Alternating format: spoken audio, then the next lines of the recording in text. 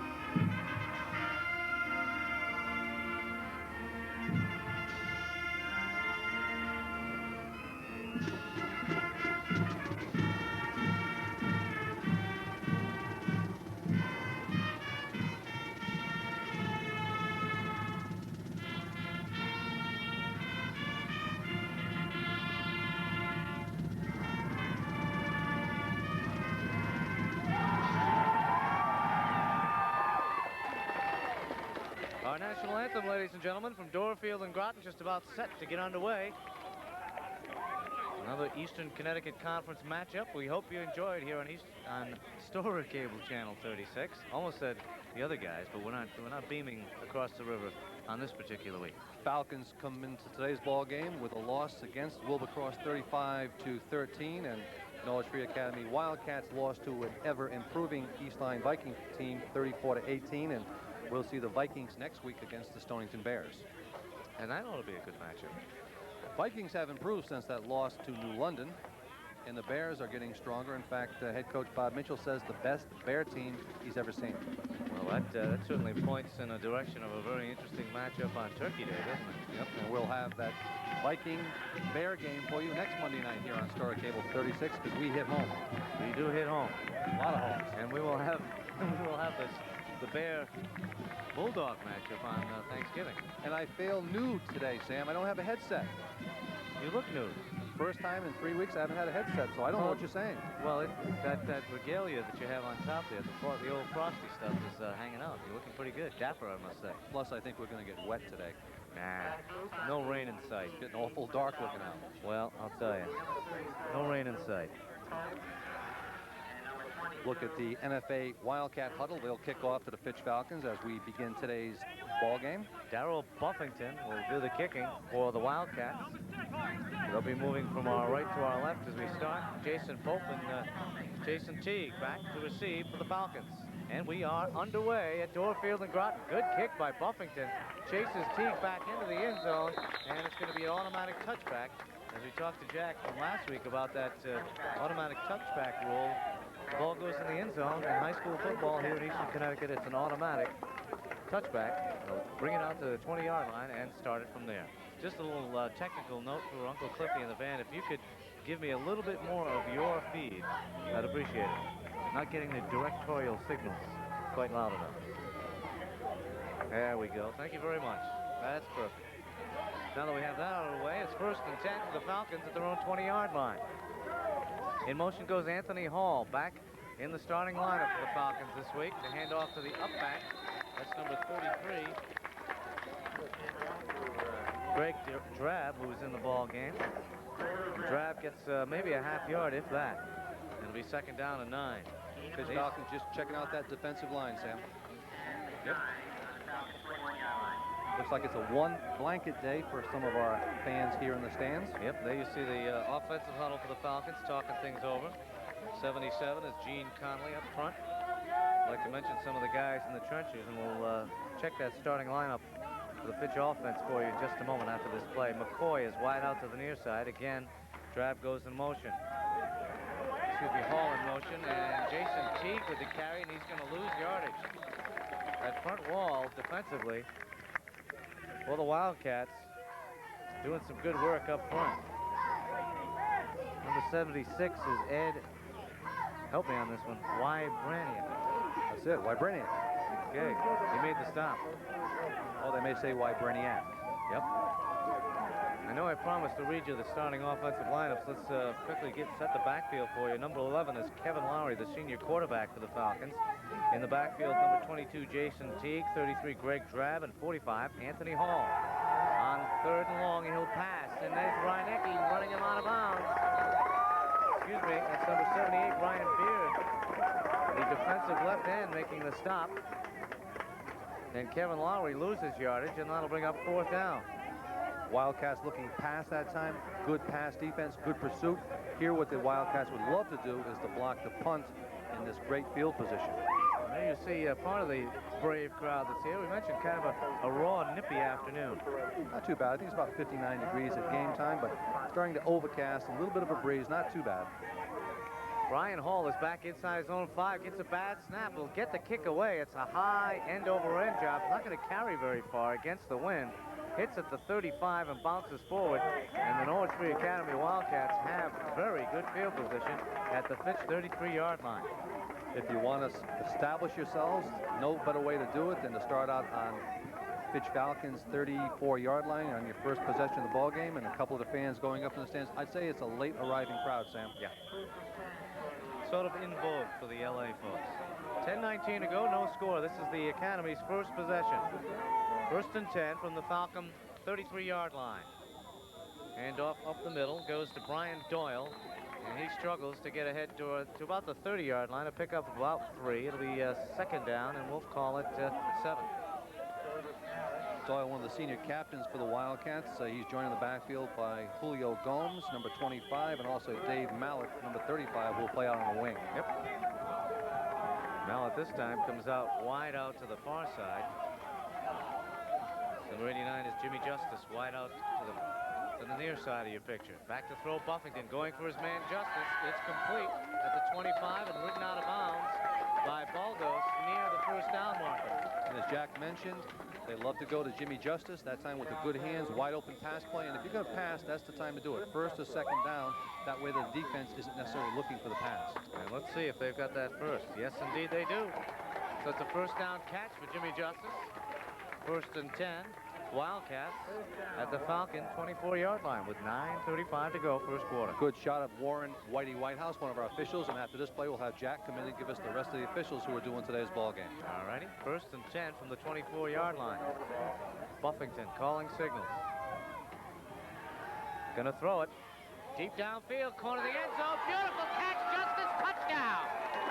Jimmy Justice got open on that pump fake. It was the up and go pattern, and Justice got open And he's got 6. We are high above the NFA Wildcat stands. That time saw the pass play opening up. Nice fake, nice move, wide open, and just a touchdown pass from Buffington to Jimmy Justice, and Norwich Free Academy Wildcats lead it 6-0. They're on the board with a 24-yard touchdown strike from Buffington to his favorite target, number 89, Jimmy Justice. And Jimmy's only a junior. He'll be back for another year. On the 2-point conversion attempt, Buffington again going for, is that Justice again? No, that's his tight end, number 80, Jim Rusecki. So the extra point is good, but wait, we've got flags. And what's impressive, Sam, is the catches are being made over the shoulder. That's a difficult catch to make. I tell you what, Buffington has impressed me in the early going with his passing ability, throwing nice ropes out there. Brian Mignault last night mentioned to me it could be a long ball game today because they do throw the ball a lot, but that's the kind of game I like to see, an explosive, offensive type ball game. 9:29 to go, and they'll have to do it again. Ineligible receiver downfield to call against the Wildcats, Jack. What set up that nice touchdown reception by Jimmy Justice was the pump fake of Darrell Buffington. Stood right in there, knew he was going to get hit, gave the pump fake, and nice pass for the touchdown. The old out and go pattern. He cut to the sideline, looked like he was going to receive the pass, and instead went deep downfield, the corner of the end zone, and received that touchdown pass from Buffington. This time Buffington cannot come up with the key play to the end zone, so the extra point attempt is no good. We'll come back upfield. There's a break in the action. The score with 9:29 to go here, first quarter. NFA 6, Fitch nothing. No, he doesn't play too much defense because Brian Mignault can't afford to lose him. That's right. Here's the kick. The last one was in the end zone, and this one's almost there. Here's Pope. Lets it go over his head. That's a live football at the 2-yard line. He's got to run it out. A big mistake by Pope, and he only gets out to the 10-yard line. I'm not sure if Pope realized that was a live football because he was kind of nonchalant and going to get it. Only savior there is a flag on the play, which I believe will be against NFA, Jack. Not sure. We have a clip on the Falcons. Oh boy. But what happened was that ball looked as if it may carry over his head and then bounce into the end zone for a touchback, but it took a crazy bounce and bounced the other way and did not get into the end zone. So it'll cost them half the distance, and boy, you talk about trying to move from dangerous territory. They're back at their own 5-yard line now, inside the 5, as a matter of fact, because they're going to rule the clip was inside the 10-yard line, and half the distance would be at the 2.5, so it would happen probably around the 5-yard line. And Sam, special teams very important. We saw it last week in the London Legend. I saw it last night, Waterford Ledyard. So special teams can't make mistakes to give you poor field position. Short yardage on the handoff on first down. And that was Jason Teague, who didn't get much running room at all. Credit the entire forward wall for the Wildcats. In fact, something very interesting in last night's ball game. Ledyard scored 21 points in the second quarter, had not even played one offensive down, and the only down that they did have was with 7 seconds on the clock, and they fumbled. So there again, special teams can do it for you. Mike Daggett, big number 36 with 4 touchdowns, led the Ledyard Colonel attack, and we'll be seeing them down the road. All right, here's the pitch out on second down and long. Teague trying to get out of the end zone and just about manages to do that, but he almost had himself giving up a safety. He gets out to near the 4-yard line, but it looked like he may, without that extra effort, may have been caught in his own end zone. And I guess the Ledyard Colonels learned something from the Whalers. They got the special teams cranked up last night, huh? They certainly did, and poor field position for the Fitch Falcons to pass the ball, but their running game thus far has produced 0 as far as results. Hope you're enjoying this one on Stora Cable Channel 36. Each and every Monday night at 8, join us for high school football. Falcons, correction, the NFA Wildcats lead the Falcons 6-0. Next week, it's East Lyme and Stonington. Join us. On third and long, they run the pitch play to Hall. Hall is going to be trapped right about the 4-yard line. So the Falcon offense has just been anemic here in the early going, but they haven't had the advantage of very good field position. And speaking of field position, the Falcons are going to have to punt on a 4th and about 9, which means that the NFA Wildcats should come up with good field position again, and they look to extend their lead. We've got 7:28 left in the first quarter. The Wildcats over the Falcons 6-0. David Fontaine is back to receive the kick from Hall, who will have to boot it from his own end zone. Fontaine standing at about the 35-yard line, and you're right, Bill. The Wildcats will get great field position. Here's the kick towards the far sideline. Fontaine trying to track it down, but it'll get out of bounds actually touched dead before it hops out at about the 30-yard line. And let's get those officials from Jack McDonald. Jack? Okay, Bill, the referee for today's game is Dave Davies. The umpire is Warren Whitehouse. The linesman is Jack Barkley. The line judge, Bob Spring. And the back judge is Mike Cooley. Thank you, Jack. 1st and 10 for the Wildcats right at the 30-yard line. Second possession for the Wildcats. They scored on a touchdown pass from Buffington to Justice on their first possession. Hand off to the up-back. I believe that was Brian Doyle, number 22. Nope, it was Goon. Saying pretty colorful out there today, too. NFA Wildcats with the white shirts, and they've got red trim. Red pants with the white trim, and the Fitch Falcons looking like the Atlanta Falcons with the red and the gray. So it'll be 2nd down, and roughly still 10 yards to go. Justice is split out to the near side now. Mallet on the far side, and a pro set in the backfield. They fake the run and go to the air. It's Justice again, this time incomplete on the near sideline. Coverage by Baldows. That time Buffington just missed. Looks like Buffington setting up Baldows that time, just going down and out, and down. Touchdown pass that first time around. See whether or not it'll work if they come back with it. It'll be 3rd down and 10 from the 30-yard line. This would be a feather in the cap of the Falcon defense if they can turn away this scoring drive after giving up the football and the punt right at the 30-yard line. Justice again is split to the near side of your screen. Buffington the throw under pressure, gets it off. That same out and go pattern, but this time it was covered well by Baldows, and that'll bring up a 4th down. That time, Sam, I think he led him just a little bit too far. And he was not open. Not open. They were Fitch Falcons were looking for a pass. And Buffington, to his credit, got the ball off under some heat from the far sideline. And let's go to Jack to find out about that first scoring drive by the Wildcats. First scoring drive was a 34-yard three-play. And the big play was a 24-yard TD pass from Buffington to Jimmy Justice. I'm a bit surprised they're going to punt the football away. Could be a fake. We'll have to wait and see. Nope, they are going to punt the football. No, it is a fake. Buffington, they set up the screen on the near sideline.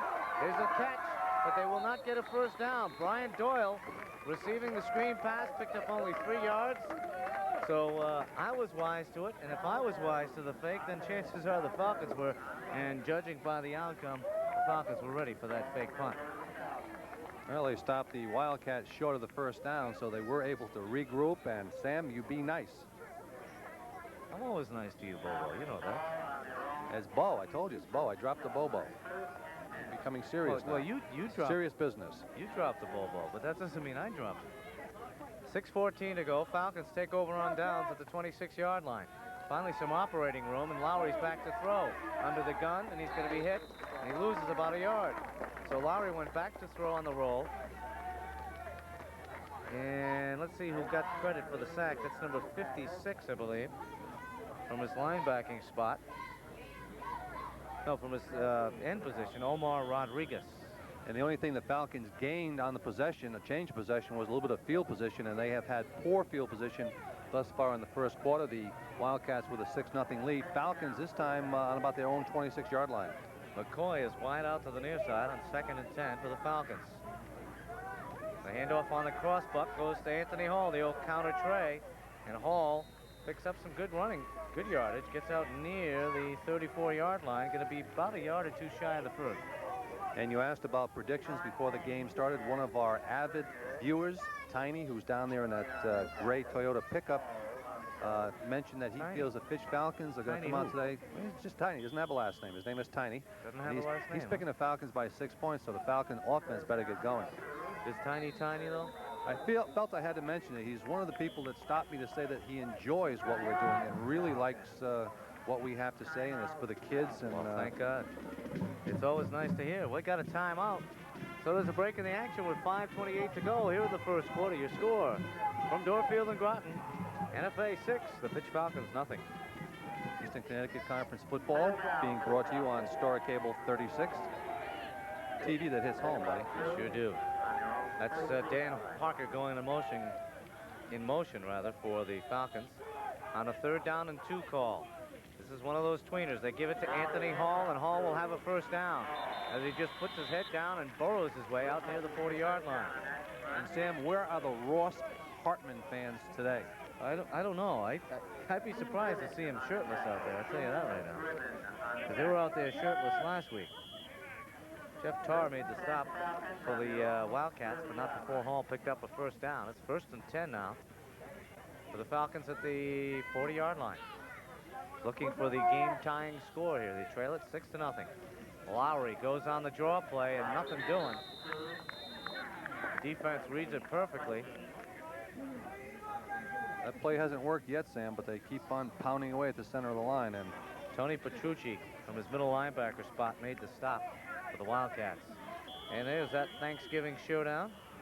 Stonington and Westerly. Can't wait for that one. Oh, it's going to be a good one.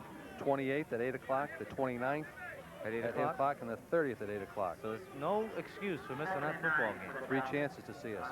And if you can't get it, or if you get there and you're one of the unfortunate few who can't see the game because there's so many fans there, you will be able to see it in Star Cable. Here's the pass to Twilly right over the middle. 1st and 10 Falcons as they're in Wildcat territory, 42-yard line. Good strike that time by Lowry to his tight end, Richard Twilly. First time the Falcons have been in Wildcat territory. Indeed. So it's a first down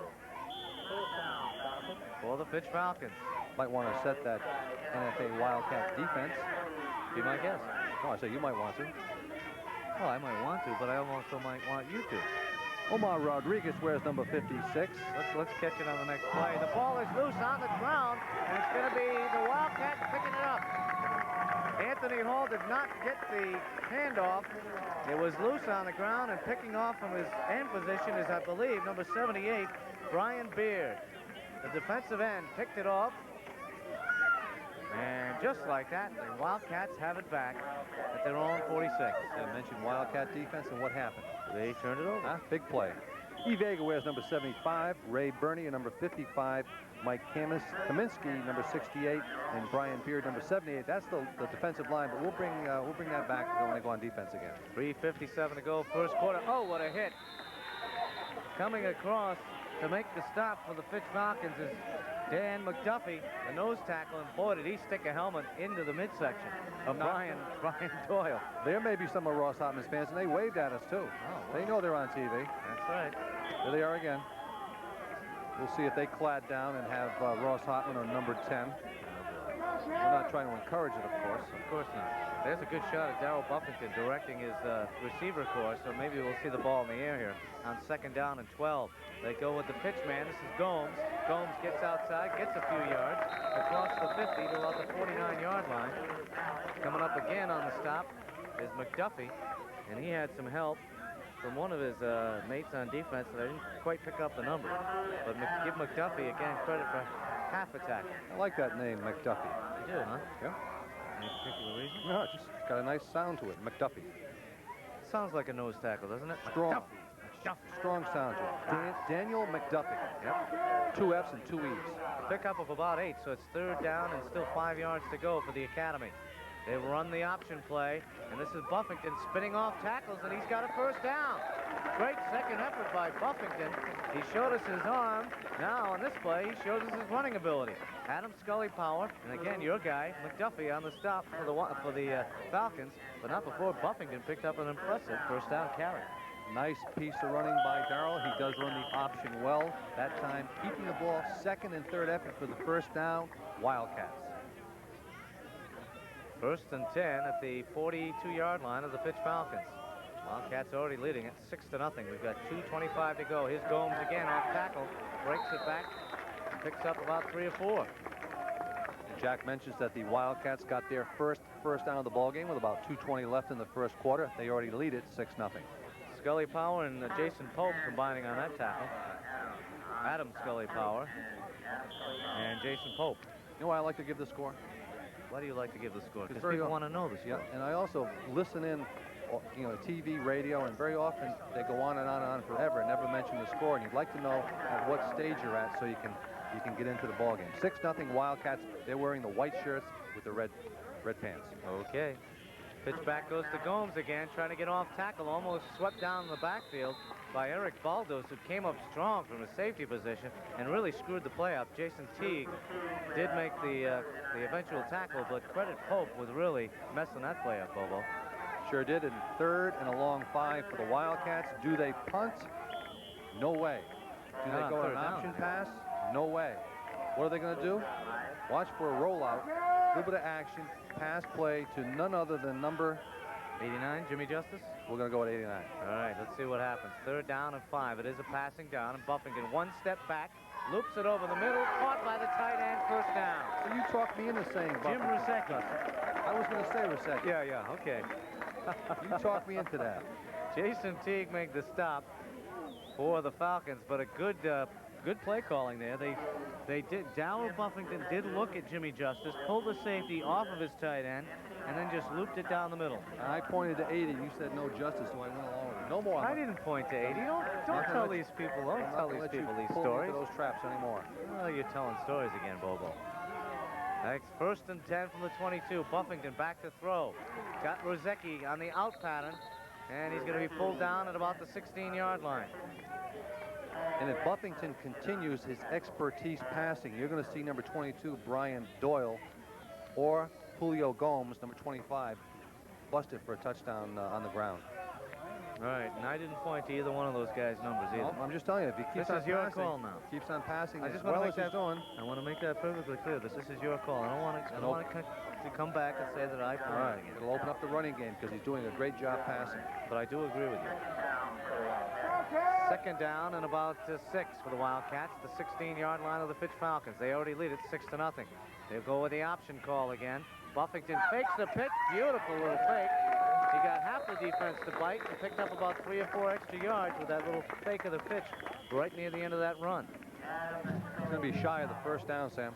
Okay, we'll be shy of the 1st down, but that's the end of the 1st quarter. We'll have to change ends of the field. At the end of 1 quarter of play, your score, the Fitch Falcons trailing this one. NFA 6, Fitch nothing.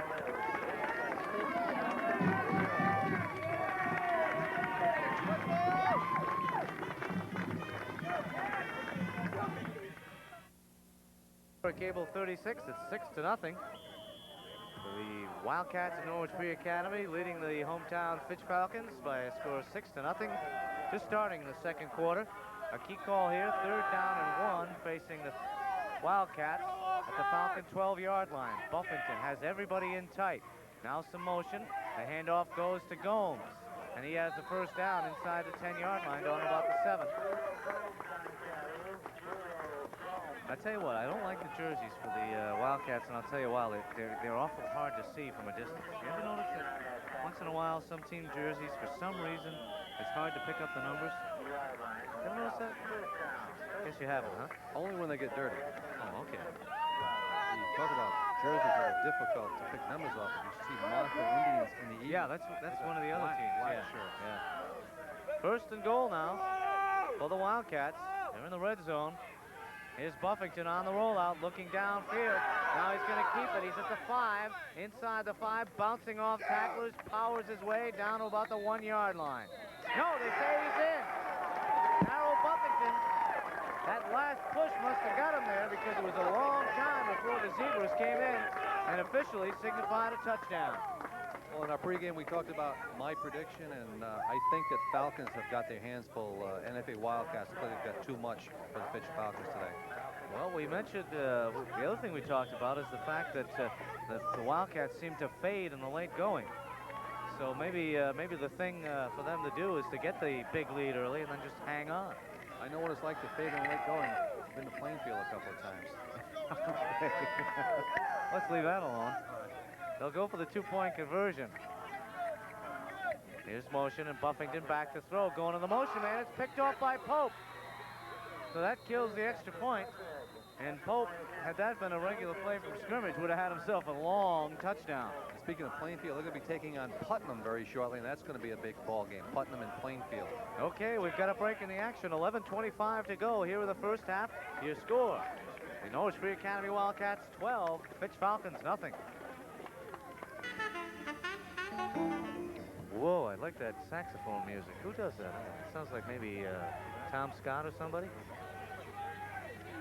Uncle Cliff, good selection on the music there. 11:25 to go. Let's get back to football. 11:25 to go, first half. Now 12-0. Wildcats of Norwich Free Academy. As Buffington goes over from 6 yards out, the extra point attempt was snuffed out. The 2-point conversion intercepted by Pope. And here's Buffington with the kick. This time it's a short one. One of the up men tries to field it, and it's loose on the football field, and I believe the Wildcats have it again. Richard Newlick, the up man, could not field it, and it was recovered by whom? I think it's going to be number 55 coming off. Ray Bernier. Ray Bernier, who's plays on the defense, one of the linebackers. Little help from one of the NFA coaches up here in the top of the booth with us. And we're always very pleased to get help. And identifying Fitch Falcons have got to wake up, Sam. They're out there kind of mesmerized, and before they know it, they may be down 18 or 20 or 19-0. Yep. Justice is the wide man on the near side. Mallet on the far side of the field. And back to throw is Buffington. Naig's going for it all. Justice is open, and what a catch! Touchdown! Jimmy Justice over the shoulder. Shades of Drew Pearson on that catch by Jimmy Justice from 30 yards out. Bang, just like that. And when a team is in shock, what you do is you come right back and stick it to them. We mentioned the over-shoulder catches earlier. That's the third one of the day. Second touchdown pass from Buffington to his favorite receiver, Jim Justice. He laid it right in there, but Justice, credit him. What a catch by Jimmy. Over the shoulder. Beautiful. And he, I believe, is the leading quarterback with touchdown passes in the air. I think that's number 12 for him. Well, he's shown me a lot with his arm. He's also shown it on the ground, so he's a double threat. Back to throw again for the extra point. And again, it does not count, but it looked like Pope might have gotten a mitt on Rusecki. However, there's no flag, so the play will stand. Again, the extra point attempt is no good, so there's a break in the action. 10:56 to go. Why don't we keep it right here? 18-0. The score as we look at the Wildcats who had things all their own way here in the first half. And we've got to get back to Jack McDonald because he has those two last scoring drives. And there's a picture of us high above, and Jack McDonald has the light blue jacket with the Sports Shop on it. Go for it, big guy. Okay, the second touchdown that NFA had was a 54-yard drive, took 5 plays. And that was a 7-yard TD run by Darryl Buffington. It made the score 12-0. The PAT failed. On the ensuing kickoff, Fitch fumbled. NFA picked it up. We had a 30-yard, one-play drive, a scoring pass from Darryl Buffington to Jimmy Justice. 18-0 right now. Wow. And Buffington will kick it off again. And 18-0 NFA Wildcats. And look at that new look. The new look on TV. Yep, new graphics. I tell you, we just keep improving things every week. Again, a short kick, and again, it's free, and it was out of bounds finally, and they'll have to do it over from 5 yards deeper. I tell you, the Fitch Falcons special teams have been very lackadaisical today.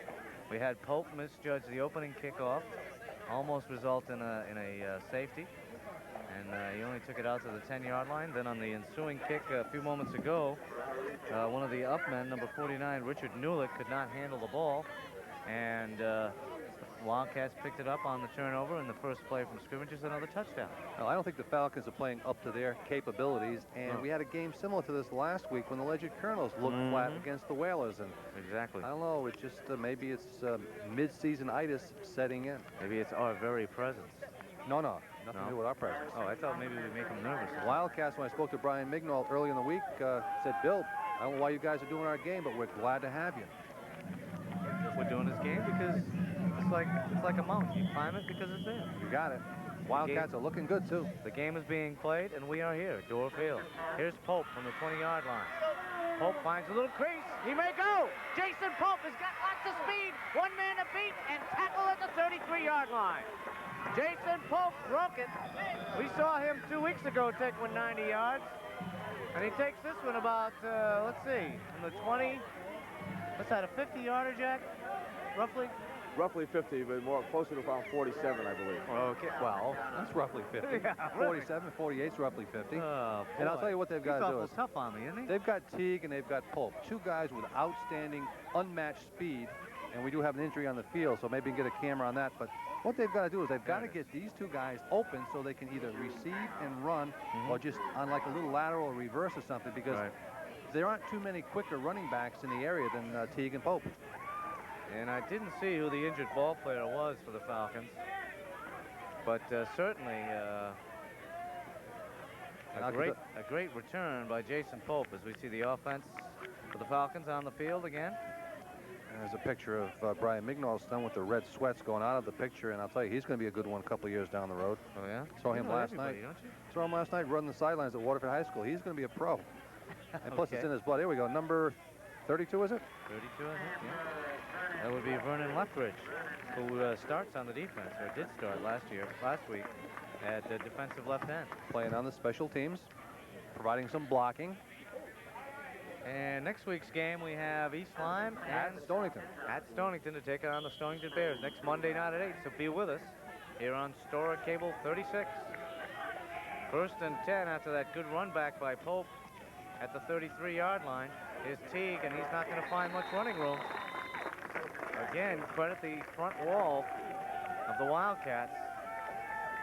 Number 36 is Steve Gribben, one of the men there first, along with Tony Petrucci, the two backers on that 4-4 defensive scheme for Brian Mignol. Yeah, Jack. That game next week should be very interesting between the Bears and the Vikings. Vikings have been very impressive the last 3 weeks, and Stonington is looking for a playoff spot. Close, but they're looking for it. All right, second down and 9 after the 1-yard run by Teague, and here he gets it on a reverse, trying to get outside. You said use that speed. That's what they're trying to do on that play, is they got Teague outside. I believe he may have a first down. It's going to be very close, depending on where he went out of bounds. Well, you can use the sweep or the reverse if you've got fast running backs, which they have. We have seen teams like East Lyme try to use the sweep when they don't have the quick running backs that can turn the corner, and that's what Fitch has got to do. They say he went out about a yard shy of the first down, so it'll be 3rd down and 1 now for the Falcons, who trail this one 18-0. And Sam, Ledger with the win last night is still in the run for the Class MM State Championship game, so we'll stay with a close eye on them as the rest of the season develops. Here's Anthony Hall on a try for a first down, and I believe he's got it. Hall on the little draw play picked up enough as he got out down near the 20-yard line, and they'll move the chains with 9:53 to go. Falcons will have it 1st and 10 at the 21-yard line of NFA. And how sweet would it be if we had another Ledger Newtown matchup? Like chocolate ice cream. Oh, how about a chocolate cream pie? Oh, just as sweet. Lemon meringue. I got one the other night, and it wasn't as fresh as it should have been. But I'll tell you what, it was gone within a day. All right. Splitting out wide on the near side on 1st and 10 is McCoy. And the handoff goes to the up man. And is that Baldows in the game for the first time? Didn't quite get the number on the Looks like handoff. number 33 to me. 33 would be G.Drab, the fullback. And Drab picked up a nice chunk of change, about 8 yards on the play. Let's call it 7. 2nd down and 3 for the Falcons at the 13-yard line. And they desperately need a score. Yeah, got to have a touchdown here. No question about it. Field goal will do them no good.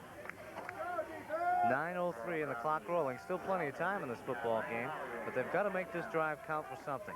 They cannot go off at halftime with no points, and now we have a flag. Looked like one of the Wildcats in the middle of the line was drawn offside.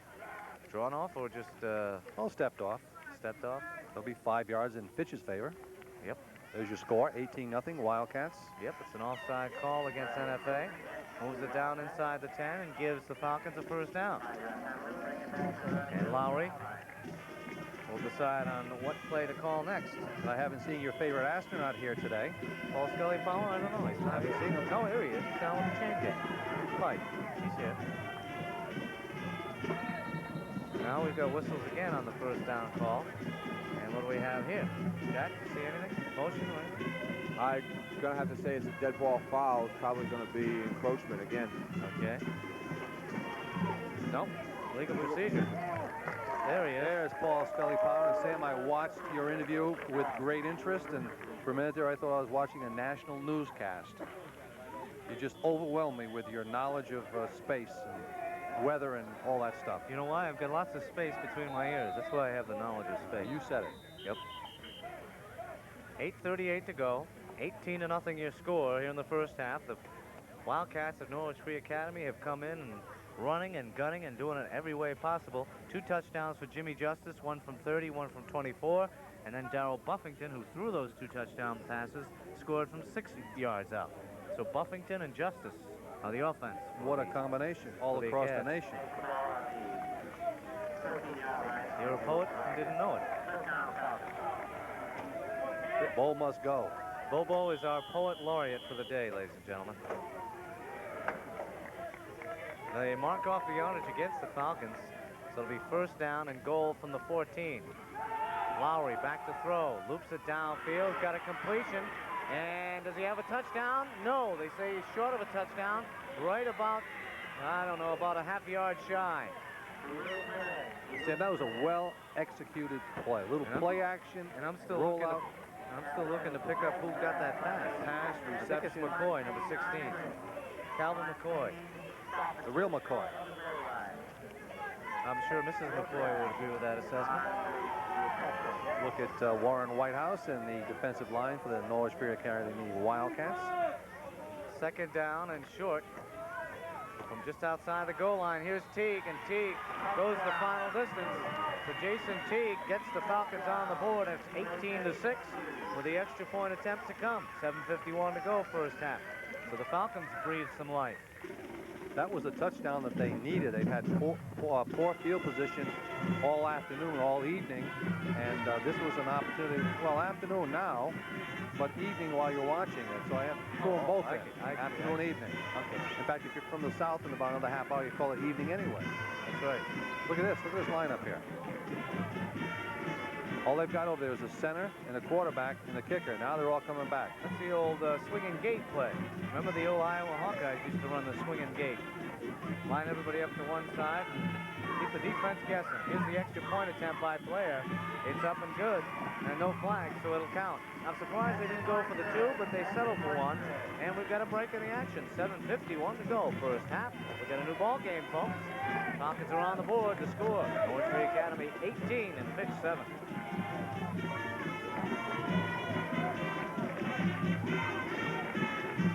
Sam Gingerella, Billy Bobo Donovan, Jack Big Mac McDonald, or Jack in the Box McDonald. Just pick your nickname. He's on top of the box today. That's right. Can't keep a good man in the box. No, indeed. Greg Blair will kick it off for the Falcons. Back deep for NFA, Jeff Tarr, Steve Gribben, and Brian Doyle. A triple threat back there. The kick is high, end over end, and Doyle will take it at the 15. To the 30, and out near the 35-yard line with Brian Doyle, number 22. What I've noticed about Jack Big Mac is he's starting to gray like Paul. Yeah, I'm going to have 2 silver-haired devils up here with me. Falcon defense needs to come through with a interception or a fumble recovery right here and now, because we've got 7:46 left in the half. They're down by 11 points, 18-7, and to make this a ball game, they've got to do something right now. Yeah, a little turnover would be nice right here, and maybe another touchdown before the half to make it 18-14. They've got to want it, Sam. There's a good shot of Buffington on first down and 10 from the 35-yard line. The handoff goes to the big fullback, Brian Doyle. Doyle's out to the 40 before he's collared down by Scully Power and Pope. Scully got him by the shirt and just would not let go. 7:19 to go, first half, 18-7. NFA leads it. We're talking in the break. You and I, Bill, should go on the old road, the old burlesque circuit, the comedy clubs. They're coming back, you know. What do you think, Sambo and Bobo? I think we have a... Well, if people said we were going on the road, they'd probably say the walk would do us good. Second down and about 5 yards to go. I thought you were the straight man. I'm supposed to be the... In fact, I was watching Abbott Costello yesterday. Oh, that's because nice. it's a free showing on the cable system, I guess. So I was watching that for a while, and yeah, we could probably do something like that. Yeah. In fact, we do every Monday night. Yeah, we do. Brian Fear made the stop for the Falcons on the ball carrier, who was Brian Doyle on that last play. The difference has been number 10, Darrell Buffington of the NFA Wildcats. And Jimmy Justice, let's not forget. And Jimmy Justice, who has been on the receiving end.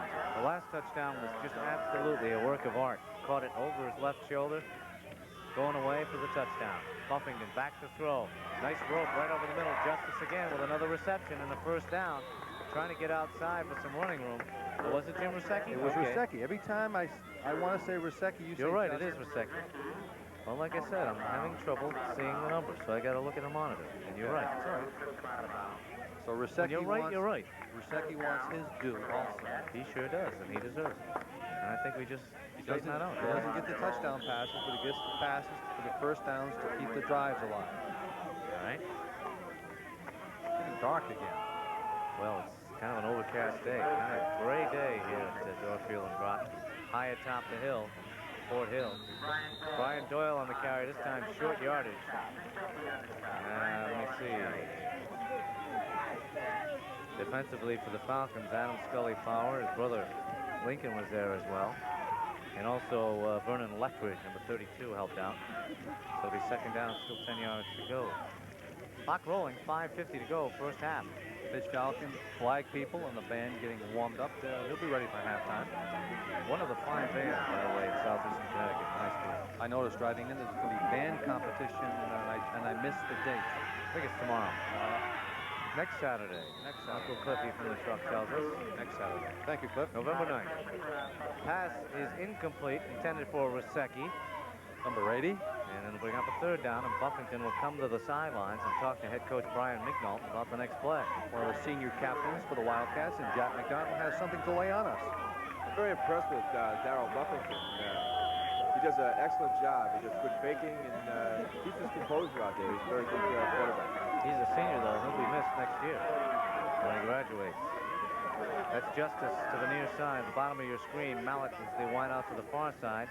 And the play action pass this time. Oh, Buffington almost sacked, gets the ball away, and it's going to be picked off by Teague. Teague gets a block. Teague across midfield. He could go all the way. Teague cuts it back at the 20. Another great cutback. Teague at the 20, and he's finally going to be wrestled down at the 20-yard line. Great run back after the interception. Then Rusecki makes his stop at the 20. And is he exciting when he has some open field, or what? That's what I said earlier. If Teague and Pope got the ball and had a chance to run, they can light it up. And Jack, there's a flag on the field, midfield. What do you think it is? Got to believe it's either an ineligible downfield or a holding because it was thrown while the pass was in the air. So they will have a change of possession. The ball will belong to Fitch. And they're in scoring. They're in that red zone right at the 20-yard line. And who called for that to happen? I don't know, that guy over there in the stand? Who called for that to happen? That guy over there in the stand. Said the Falcons needed an interception. That guy right over there. All right, let's put the camera up here. Yes, Jack. Yes, you did say it would be nice for a turnover. Here's Hall on first down. He picks up short yard. Bo calls him before he sees him. Bo knows.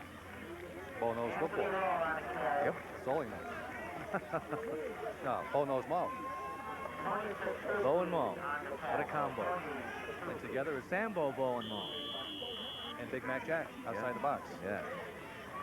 Let's see, Anybody know 4:41. what we're talking about? No, Let's let's give them what the stats are here. 4:37 left in the half. 18-7 is the score in favor of the Wildcats, and the Falcons are driving.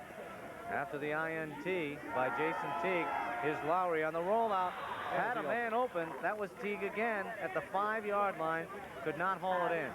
That time the pass was rushed a little bit. That time the pass was rushed a little bit. Receiver had plenty of time. It was wide open. Quarterback had plenty of time to throw it. Should have been a reception.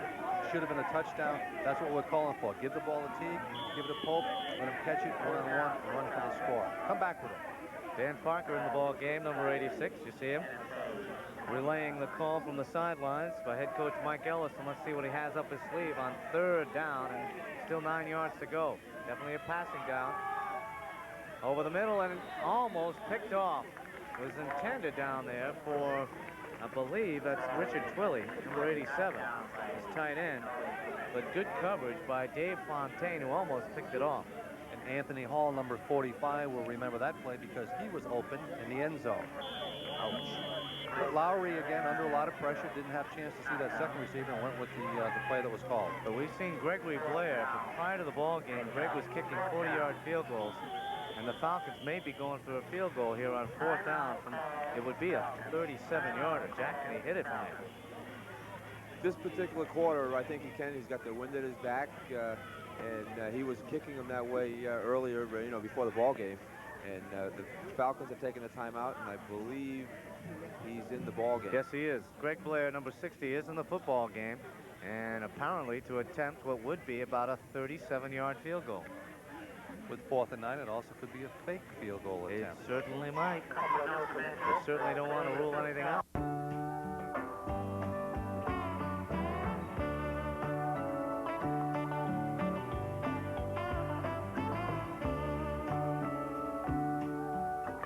Half the distance to the goal line. Brian Mignol. And Greg Blair, as we mentioned, is going to attempt a 37-yard field goal from the 27 plus the 10 of the end zone. It'll be a 37-yarder. The kick is up. He's got the distance, and it's good. A 37-yard field goal for Greg Blair, and the Falcons come to within 8 points. A key field goal there because touchdown and 2-point conversion ties the ball game. So a great kick by Blair. He could have kicked that one from 40. So we mentioned in the game against Ledger that he didn't want to be outdone by Ted Koziel of the Ledger Colonels. And again, Sam, that brought the Fitch Falcons back to 8 points. A key moment in our ball game, a 37-yard field goal by Greg Blair makes it 18-10 with 4:18 to go before halftime. So they have closed the gap, have the Falcons.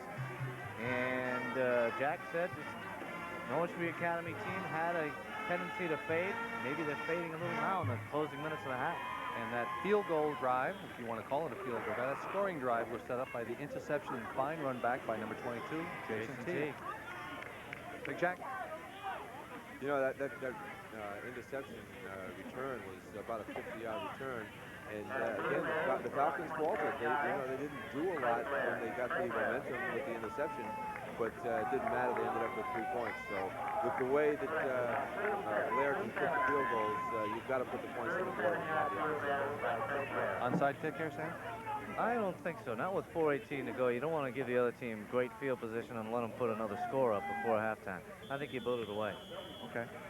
But it's a gutsy call. It's a good gamble call. But with 4:18 to go and only trailing by 8, I think I would kick it away and let your defense get on the field and try to create another turnover. Just wanted to see what you were thinking. That's what I'm thinking. If you were thinking. I'm always thinking. You know that. Blair will get into the football with 4:18 to go, and it's a new ball game, folks. An 8-point lead. This ball will get out of bounds at about the 20, well, let's call it the 18-yard line. So Blair will have to kick it over again. There you see the flag, and Pope helping out the Zebras there, retrieving the football. And they'll have to kick it again. And you know who picked the Minnesota Twins? No. He also picked the Ledger Colonels over the Northern Wales. Yeah, he did do that. And the way Ledger played last night against Waterford, they could have defeated the London had they played with the same intensity. They needed that loss to shake them up a little bit. Is that right? Bill Mignol is here today with members of his coaching staff. Is Dave Souza from Waterford High School. They're scouting this ball game. You had that mouth problem there, like I had. Well, it's tough to say today. is and as is and all that stuff, and it makes sense. But you do it well, Bobo. Sometimes. Yeah. Greg Blair will re-kick now from the 35-yard line after the 5-yard penalty for kicking the first one out of bounds. And where are we going to be next week? Next week we're going to be in Stonington.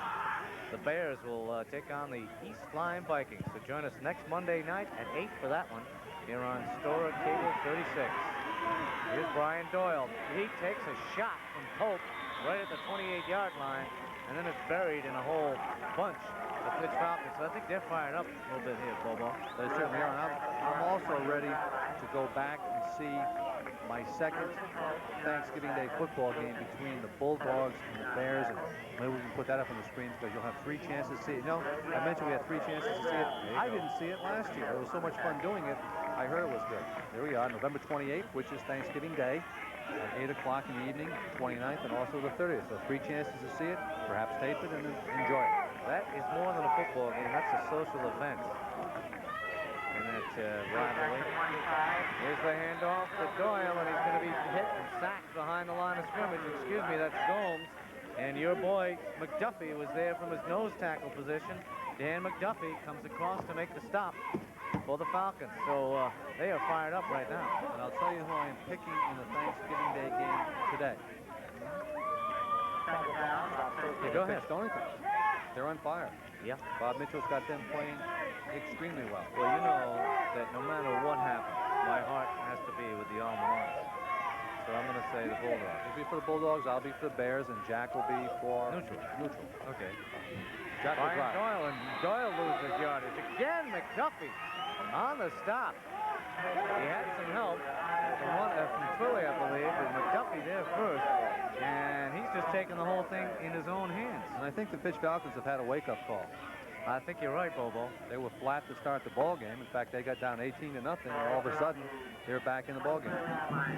It's 18-10. It was 18-0 not very long ago. And the Falcons have come back with a touchdown and a field goal to cut the gap to 18-10, and they're forcing the Wildcat offense to go in reverse here on this possession. From the 25, 3rd and 15. Hit and sack. The ball is loose. The Falcons will have it at the 10-yard line. That's McDuffie again. 2:29 to go. Plenty of time. They could tie the score. I told you I like that name, McDuffie, old number 50. He should be wearing number 55, though, with a name like that. The guy that made the hit was number 25, Jonathan Payal. Payal. Yeah. Jonathan Payal knocked the ball loose from Buffington, and Dan McDuffie, who's made 2 or 3 solo tackles on that possession, picked up the ball just outside the 10. It's 1st down and 10 for the Falcons. They're going after their first victory of the season. And boy, I tell you, it's going to be tough to deny here. Here's Teague with a short yardage pickup. 2:08 to go. You know, anytime you get a team that's looking for their first victory, if you give them life, Bobo, you give them the sense that they're in a ball game, they can really come and give you a hard time. And there's where I mentioned that the Fitch Falcons are coming back. They're getting the breaks now. They're making the breaks for themselves. And what they've got to do right now is to stuff it to NFA by scoring. NFA, however, on the other side has got to come back. Their defense is being put in bad field position by the offense. All right, here's the handoff to Teague again. Breaks against the grain. He's got the corner, and he's got himself a touchdown. And the Falcons are within 2 points. As Jason Teague made a great move at the 8-yard line to cut outside. There was no hole up where the player was meant to be. He cut it outside, used his speed to get the touchdown. And Bill Barrows from the day in the background in the blue got a shot of that Teague touchdown, so you'll see that in the paper tomorrow morning. Well, maybe you will, but I won't. No, I'll send it to you. I'll cut it out and I'll bring it next week. It's 18-16, and let's see if the Falcons will go for the 2 to tie it right here. Who called for a high-scoring ball game? I think that was Jack McDonald who did that, didn't he? No, I think Mike Ellis said something about high scoring. No, it was Frank. It was Frank, our cameraman, who said it was going to be a high scoring game. They'll go for the 2 points. They're going for the tie. They fake it in the middle. The pass to Twilly is good, and we've got a tie football game. With 1:35 to go, we are knotted at 18. Beautiful fake into the line to Teague. Close the defense. Lowry on the rollout, found Twilly in the corner of the end zone, and we are tied at 18. How about that? Incredible comeback by the Fitch Falcons. NFA Wildcats sat on an 18-point lead, and now they know they're in a ball game. They're in a dogfight. Yep. Jack? Looking at it, NFA, they had 3 plays and a fumble by Darryl Buffington on a good quarterback sack by the defensive line of Fitch. Fitch gets the ball 12 yards out. 2 plays. Jason Teague runs both plays. Goes in for a 9-yard scoring run. And right now we're in the dogfight, like Bill said. 2 turnovers lead to 2 scores for the Falcons. A field goal and a touchdown, and we're tied at 18. Can I change who I think is going to win? No. Oh, come on. Of course you can. 1:35 to go before halftime, and we've had an exciting football game. We all predicted that. No one remembers what I say anyway. I do. I log it in my computer bank at home, so I can bring it up next week and torture you. I think I felt my first drop of rain. Down in the north end zone, by the way, we get a picture of the Fitch Falcon band lining up for our halftime show. Yep. While I get my umbrella and raincoat. Yep. Which you're going to allow me to use, right? No way. You got to bring your own. Oh, You okay. must be prepared. I have an umbrella in the car, as a matter of fact. Here's Greg Blair's kick. This is a worm burner. Going to be picked up on the far sideline by Doyle. Make that to Steve Gribben. And Gribben takes it out to about the 26-yard line. Number 36, Steve Gribben, on the return for the Wildcats. There you see Steve. And it's 1st and 10 for the Academy at the 26-yard line. And if everyone recalls, the Wildcats got the lead in the ball game because of the passing ability of Darrell Buffington to Mr. Jim Justice and also to Jim Ruzicki. And if they're going to get back in the ball game, I think that's what they got to start doing once again. Yep. Darrell Buffington has 2 touchdown passes, and he also ran one in from 6 yards out. None of the extra points were good. And it looks like they're going to be content just to run out the clock as they give it to Brian Doyle on 1st down, and he just plows straight ahead to the 30-yard line. A pickup of about 4. It'll be 2nd and 6. The clock's still rolling. 57 seconds to go, first half. And we got a dandy here from Dorr Field and Groton, 18-18. And it doesn't sound right saying the Fitch Falcon defense got them back in the ball game because it's 18-18, which But they did. They gave up 18 points, but the defense is what's done the job. They've come up with 2 turnovers that have led to 10 points. And again, the handoff goes up into the middle of the line. And quickly swallowed up is Brian Doyle. And old Craig Blair's field goal certainly put a little bit of Key. lift into the Fitch Falcon Big key. team. A big key for the Falcons. A 37-yard field goal. And that's no mean task for a high school athlete, all things considered. Coming down about 13 seconds to go. This will probably be the last play of the first half. This is Gomes. And Gomes picks up a 1st down, but I believe time has expired. No, 3 seconds left on the clock. So Gomes picks up the 1st down. Brian Doyle came in quickly, as you saw on the screen, to call a timeout. And we'll have one more play before the half. Will they chuck it deep? The old Hail Mary pass? Well, there's nothing to lose. They're going to waste the timeout. They might as well try to have Buffington, who's got a great ability to throw the ball, just let one fly and see whether they can down with it. You see your score. We're knotted at 18. As we mentioned, the Wildcats took an early 18-0 lead. Falcons did not have field position at all. Nope. Their defense got the ball back from, as Sam mentioned, on a couple of occasions, and they took advantage, went into the score, and then made a ball game out of it on that last touchdown run by Teague. All of this action, of course, coming to you here on Stork Channel 36. TV that hits home. It sure do. I wonder if we hit home anymore. They haven't been throwing that up on the screen lately. Oh, we hit home. Okay. There's no question about it. A lot of homes. Especially you. You hit home. A lot of homes. Picture of the NFA Wildcat huddle. Brian Mignault with his arm up on number 10, Darrell Buffington. And one of Brian Mignault's They'll sons. have one more play before halftime. And the Falcons, they're going to give them plenty of running room. Buffington unloads it deep. It's caught by Ruzicki at the 36-yard line. About a 35-yard pass. But the clock will run out. So we're at halftime, an exciting football game, ladies and gentlemen. They had 5 first downs. The big rusher for the Wildcats was Julio Gomez with 17 yards. They had a total of 46 rushing yards. This is all unofficial. 122-yard passing for a total of 168. For the Fitch Falcons, they had 47 yards rushing, only 30 passing for a total of 77. The go-to man for the Falcons was Jason Teague with 22 yards, and Anthony Hall had 17. Turnovers played a big key in the first half. NFA, they got on the board. They scored the first 3 times they had the ball. They had a 24-yard TD reception to Darrell Buffington, Jimmy Justice. They had a 7-yard run by Darrell Buffington, and they had a 30-yard touchdown toss from Buffington to Justice. And then everything started to go haywire. They had Jason Teague. He had a 1-yard TD run. They had another 37-yard field goal, which was set up by an interception. And then they had the 9-yard run by Teague after the sack and fumble. So we're tied at 18. We're ready to go. And what do you think Dad had to say to Brian at halftime? Gee, I don't know. maybe put it up some more. Greg Blair will kick it off for the Falcons to start second half action. Back deep for the Wildcats, Jeff Tarr, Steve Gribben, and Brian Doyle. Not necessarily in that order on your screen, but here's the kick from Blair. A high end-over-end job to the far sideline. That's Gribben. Gribben at the 15, the 20. The 25, a little crease in the defense. Steve Gribben on the sideline. Chopped down there by Anthony Hall, right at about the 40-yard line. And what NFA has not been able to do since the first quarter and early in the second quarter is to get on the Fitch Falcons side of the field. Good run back, midfield position for the NFA Wildcat offense. Let's see what kind of adjustments they make to start the second half of play. We're not at 18.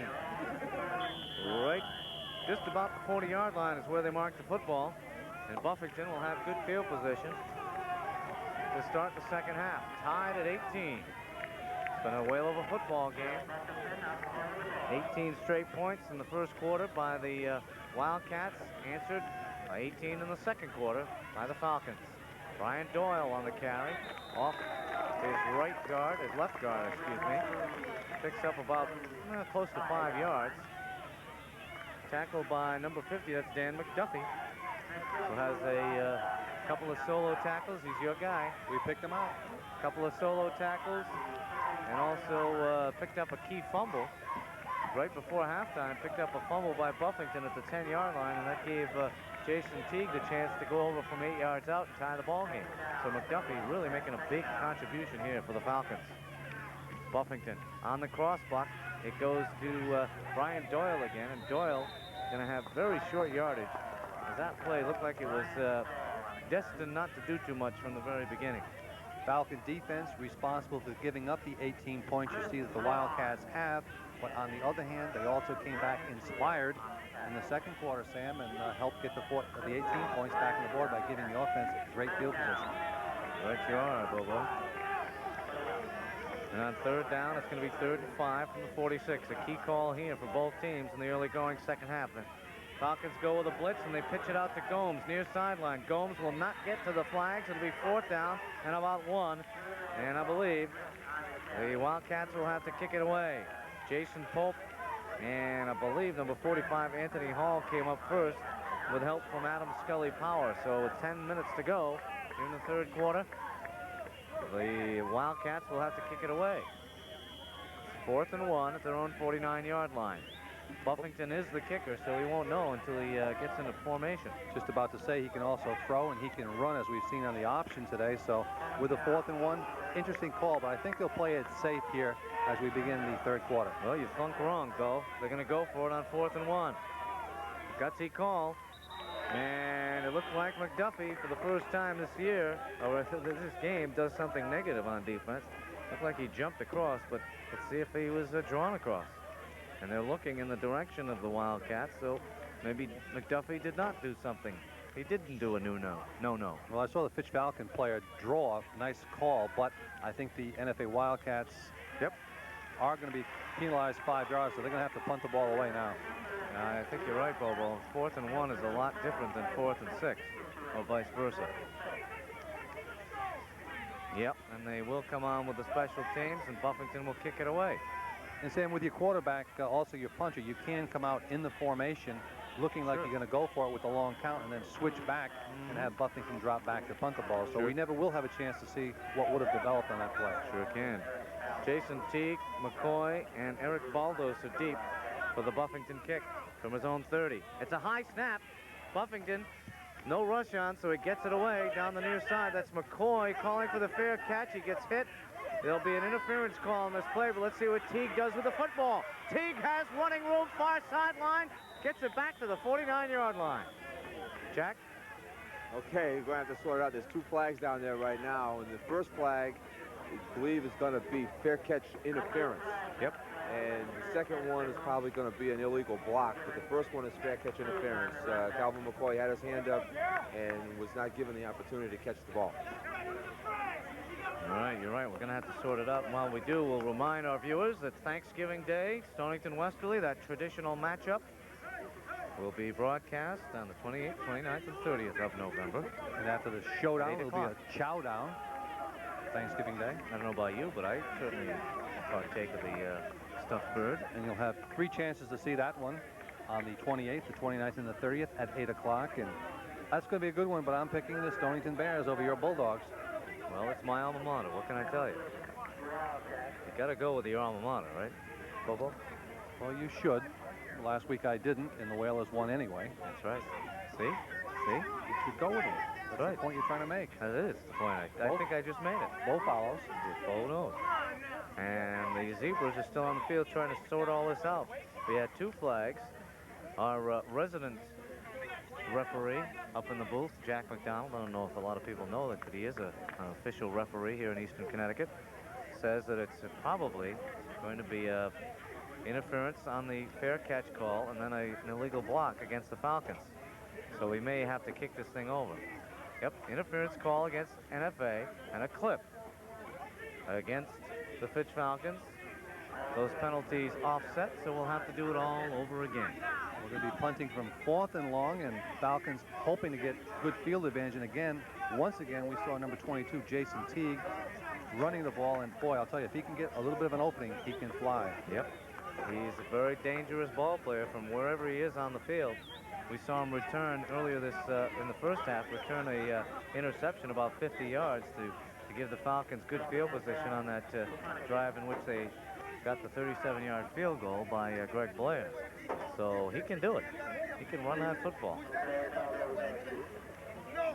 So we'll have to kick it all over again. Buffington, again, back at his own 30. Line of scrimmage has not moved.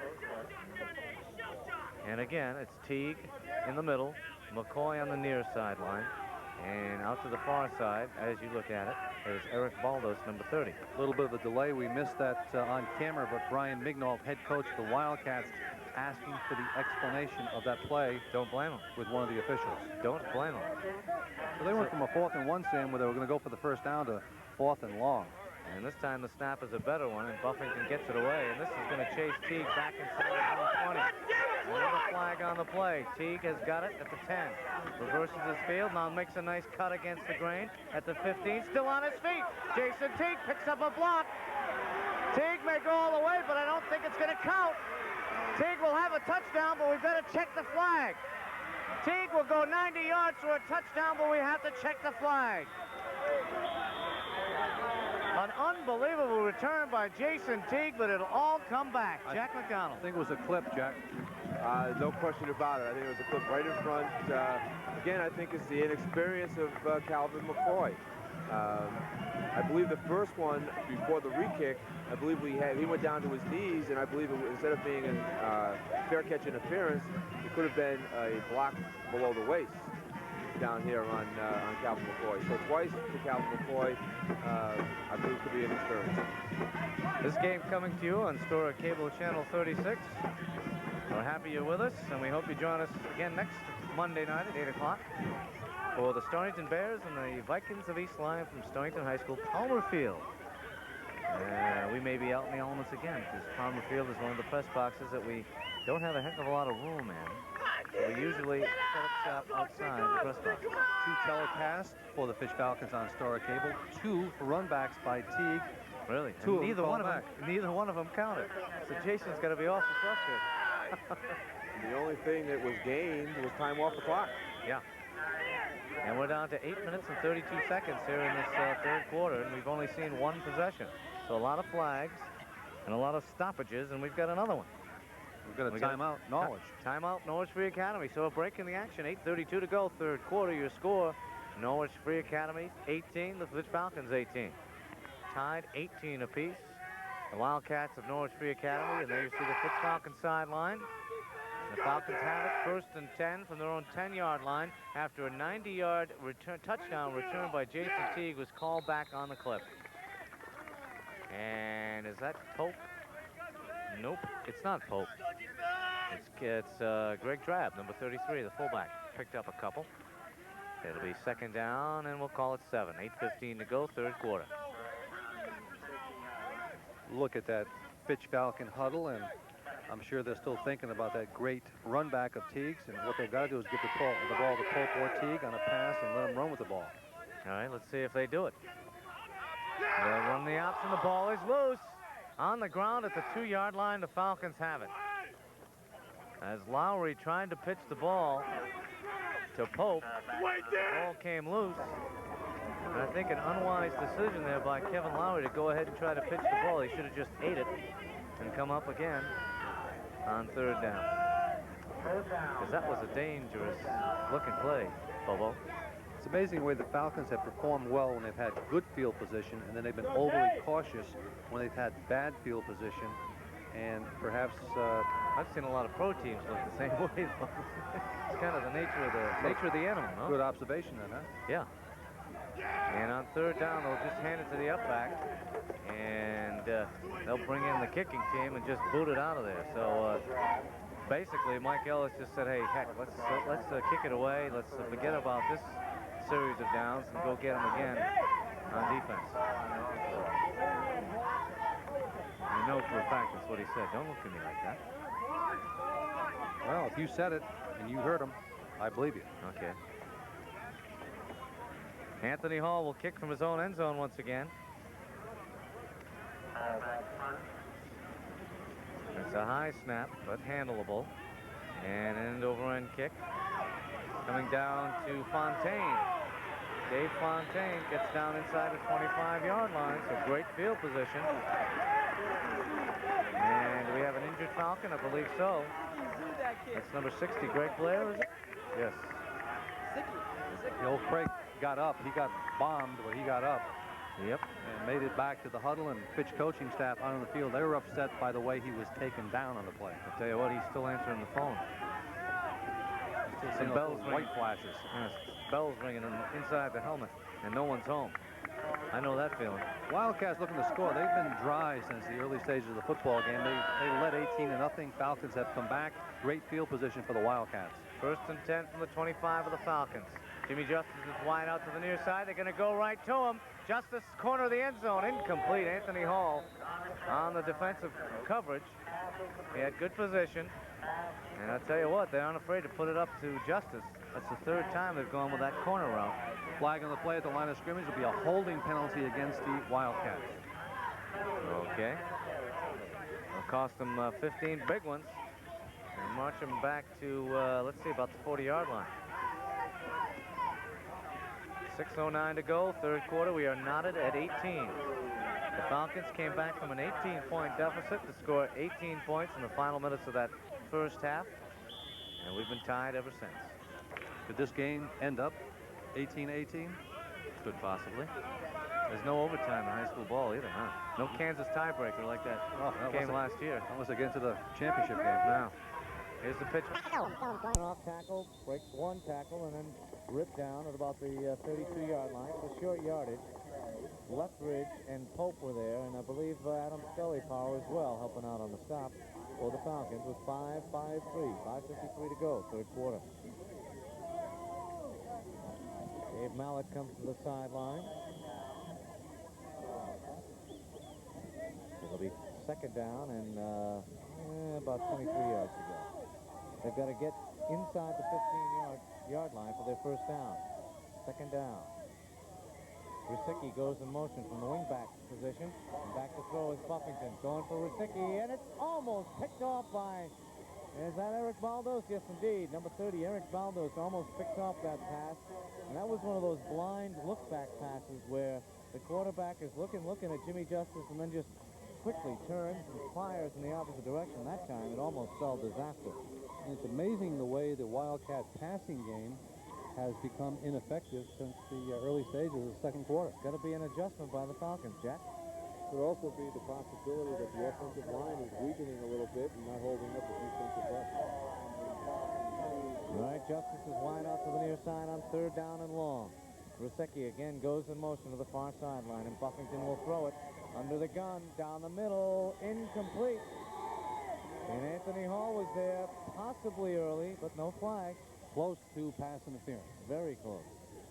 And I think old Anthony Hall got away with one that time, Bobo. Well, if it wasn't interference, the shoulder had to make contact as soon as the ball got there. Yep.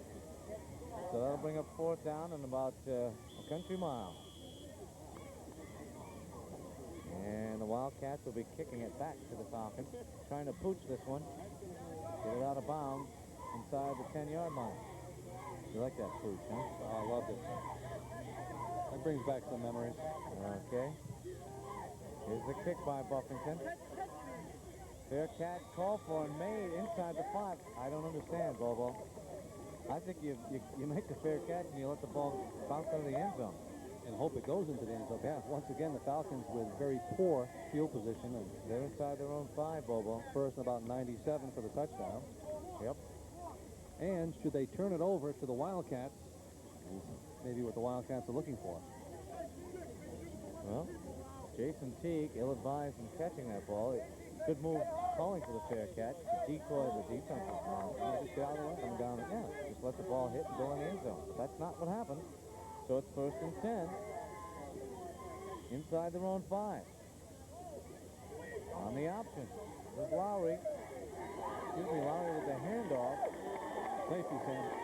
And a safety. Who got the handoff? I didn't see who. That was Teague. It was Teague. So 2 points on the board. It's 20-18 now. And the Wildcats will get the ball back with 4:54 to go here in the 3rd quarter. So the Falcons now will have a free kick, but the NFA Wildcat defense looking for the sweep. Stopped Teague in the end zone before he was able to turn the corner for 2 points. And Teague's misjudgment on catching that ball inside his own 5 cost the Falcons 2. And who knows, maybe even a ball game. And we see what the score was just prior to that safety. So we'll put 2 more on the clicker for the NFA Wildcats. Just ignore that score, folks. It's 20-18. NFA leads it. Here on Sora Cable Channel 36, TV that hits home and also hits other things, like announcers. NFA Wildcat huddle. They're talking it over. They'll get the ball back. And pretty good field position, too. Because this free kick will be a punt, actually, from the 20-yard line. So Anthony Hall, who's kicking with a slight breeze, may be able to get this down to the kick coverage, which is around the 30-yard line. 3 deep men. Again, Jeff Shaw, Steve Griffin, and Brian Doyle. And here's Hall with the boot. A high spiral. And down at the 35-yard line. And that's Brian Doyle across the 45 to about the 46-yard line. So Brian Doyle returns at 10 yards, and it's 1st and 10 from the 46-yard line. A 20-18 lead now for the Norwich Free Academy Wildcats on a safety. Jason Teague trapped in his own end zone. And there are times when a team will use the safety to their advantage to get out of poor field position. That time, Falcons looking to move the ball upfield, but Teague again caught in the end zone, and right now that's the difference in the ball game. With a tie ball game, a safety is not an option offensively. Buffington hands it to the big fullback.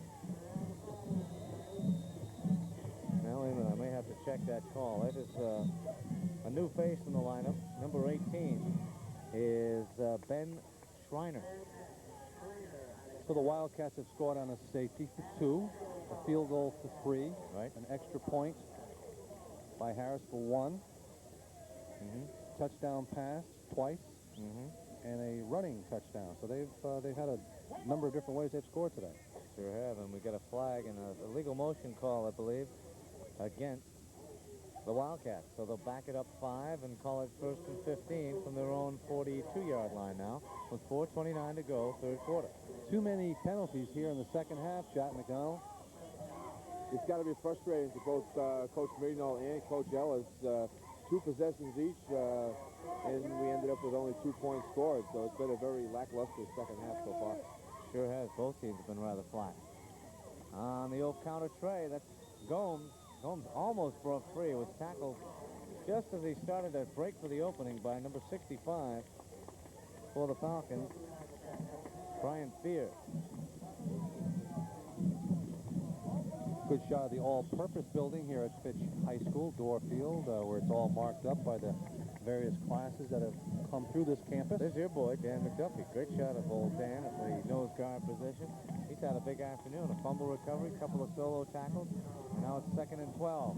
Buffington on a roll, looking to throw. Downfield, Rusecki has it, and he's got a 1st down. Rusecki finally caught from behind. Man down for the Fitch Falcons. We're seeing that's been a long time coming, that pass play. Jonathan Payal made the stop from behind. Rusecki on the crossing pattern picks up a first, and it's 1st and 10. NFA at the Falcon 37-yard line. And a player is down. So we've got a break in the action. 3:33 to go, third quarter. Your score, NFA 20, Fitch 18.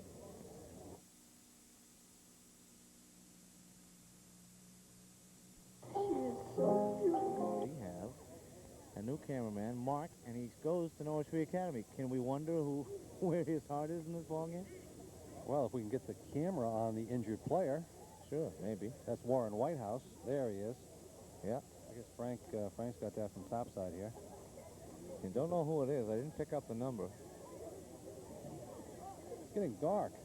Yeah, I was just going to mention that. They're going to have to turn those tennis court lights around. And can they do that? Can they turn those around and maybe shine them on the field? If we go much longer in this game, we're going to have a light problem. Well, it's getting kind of dusky out right now. It's surprisingly in the third quarter, 20-18. They lead it by 2 on a safety.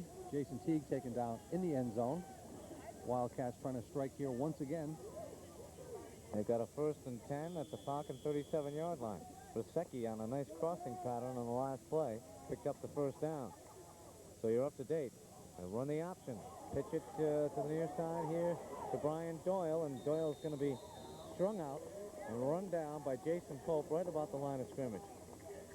Jonathan Payal was there to help out on the stop. Anthony Hall also. And Hall looks like he's coming up a little bit lame. And he'll come to the sideline. Jack mentioned lackluster third quarter, only 2 points scored. We were tied at 18 going into the half, and shot of the football. And look at this. Kevin Lowry is going to come in to play defensive back for the Falcons. And he's fresh off the bench. Let's see if Norwich Free Academy tests him right away, because he's on Justice. Here's the pass. It's complete over the middle, and that's Justice once again, and Teague makes the stop. So that's the 1st down catch at the 19-yard line. This could be the winning touchdown drive for the NFA Wildcats. Falcons have not shown much offensively here in the second half. Wildcats with the 2 points. They're now moving it. Their best possession of the second half. And you mentioned field position. The Fitch Falcons have had none of it here in the second half. And that certainly has reflected the territorial advantage that the Wildcats have had, and it's been reflected on the scoreboard. Falcons had their backs to the end zone the entire third quarter here. Right you are, Bobo. Here's Gomes. Gomes breaks it back against the grain. A good pickup for Julio. Inside the 15, they'll save. He got to the 14-yard line.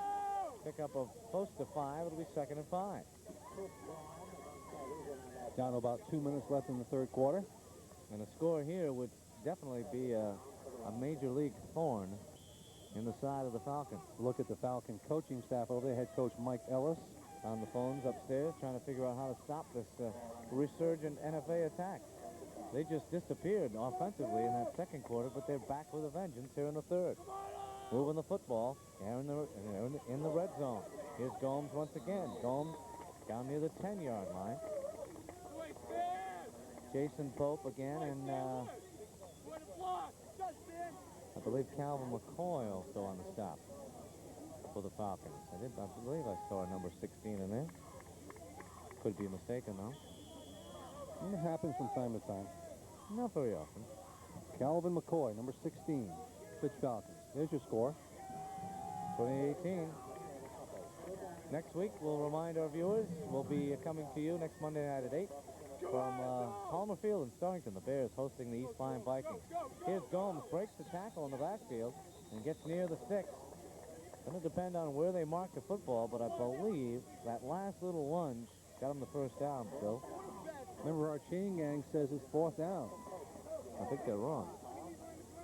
I thought it was 3rd down. 4th down now. 4th down and about half a 2 foot. footballs. 1 football? Half a yard. And on Thanksgiving Day, we will remind you the traditional Stonington and Westerly game. We'll see what they've called. Key call, 33 seconds to go, 4th and about 1 from the 10-yard line. You go with the quarterback keeper on this, Sam? That would be a safe call. Well, let's see what Buffington comes up with on 4th and 1. Everybody in tight, and they go with Buffington, and he's got the first down. Yes, I know. You don't have to nudge me. You did call it. Once again, Bobo's powers, omnipotent powers, have come into play once again. You're clairvoyant, big guy. What that tells you is I think I've seen too many football games. I think you have. 28 seconds to go in this third quarter. First down and about first and goal from about the 8-yard line. We'll try to take a break here after this play. So look for Julio Gomes, number 25, or Brian Doyle, number 22, as the passing area now gets tightened up somewhat because of the closeness to the goal line. And it looks like one of the Falcons has either been taken ill or had a shot and just reacting to it now because they're walking them off the field. Is that Brian Fear, number 65? I think it is. Yes, it is. Brian Fear, number 65. And it looks like he was just shaken up. One of the referees must have seen that he's in trouble and called the coaching staff over and said, hey, you got to take this kid out. He's hurt. So Brian Fear is off. This is basically where you take your fullback and give him the ball a couple of times to see if he can get you that goal line touchdown here. 15 seconds to go. Let's see how effective that in-close offense is for the Wildcats. First and goal from the 7. On and goal from the 9-yard line for the Wildcats. All important for them. If they want to even their record at 3-3-1, this would be an opportune moment to put it away. Buffington on the rollout. He's going to be sacked, and he loses the football. And let's see. I believe he picked it up, but he's all the way back at his 20-yard line. That time the defense comes up big, and they come up with a sack. Greg Blair, number 60, was there first for the Falcons. So it's third down now and 20 yards to go for a touchdown. New life for the Fitch Falcons. To go, Bobo. That was a bullet, Sam. It sure was. On target. Sure almost was. Caught, almost intercepted, but now you see it, the number 4. That's it. And you don't want to see that when you're on offense. No, you don't. You want to see it only when you're on defense. Exactly. Pass play, perhaps field goal. No? Yes? Maybe. Well, a field goal doesn't do him much good. It only gives him a 5-point lead. So I think it's touchdown or nothing. And Justice is wide out to the near side as now the crowd picks up. Rusecki comes in motion. Back to throw Buffington. He's hit as he releases, and it's incomplete. Intended for Rusecki again. Eric Baldows on the coverage, and the Falcons will get it back at the 20. So they got to feel good about turning away the Wildcats. And now they give the offense the chance to come on the field. You know, a field goal, Greg Blair has a good foot. A field goal would win it. That's why I said a field goal in lieu of trying to get the first down on the touchdown, because that's the 5-point lead. But Fitch Falcons have had difficulty scoring the touchdown. Yeah. And what we saw a couple of times was Buffington going to Rusecki. We know who his favorite receiver is, Jimmy Justice, and perhaps that's what they've got to do. They got to go to Justice because he's got the sure hands to get the touchdown, as he already got 2 today. First and 10, Falcons take it over their own 20. Teague has the football, and Teague gets out to the 25. Pick up a 5. And a late flag. A late flag comes in. Let's see. Maybe a unnecessary roughness. Looks like a face mask call. Yes, indeed. Face mask against Norwich Free Academy. Bad time for those kind of penalties, Bobo. Certainly is, and that'll give the Fitch Falcons a first down and some additional very valuable yardage. They're down by 2, and Jack? That was Fitch's first down, and it was on a penalty in the second half. Okay, at the 40-yard line, it's first and 10. 10:58 to go. Plenty of time on the board, but we're running out of light here. It's getting kind of dusky. You never know it looking at your screen, though. Great camera work. That's right. They open up those irises. That's what it is. That's technical talk, Bo. Okay. Here's Thank you, Sam. Lowry. The ball is loose. Lowry looked like he went to hand off to one of his backs, and he just wasn't there. See that? First and 10.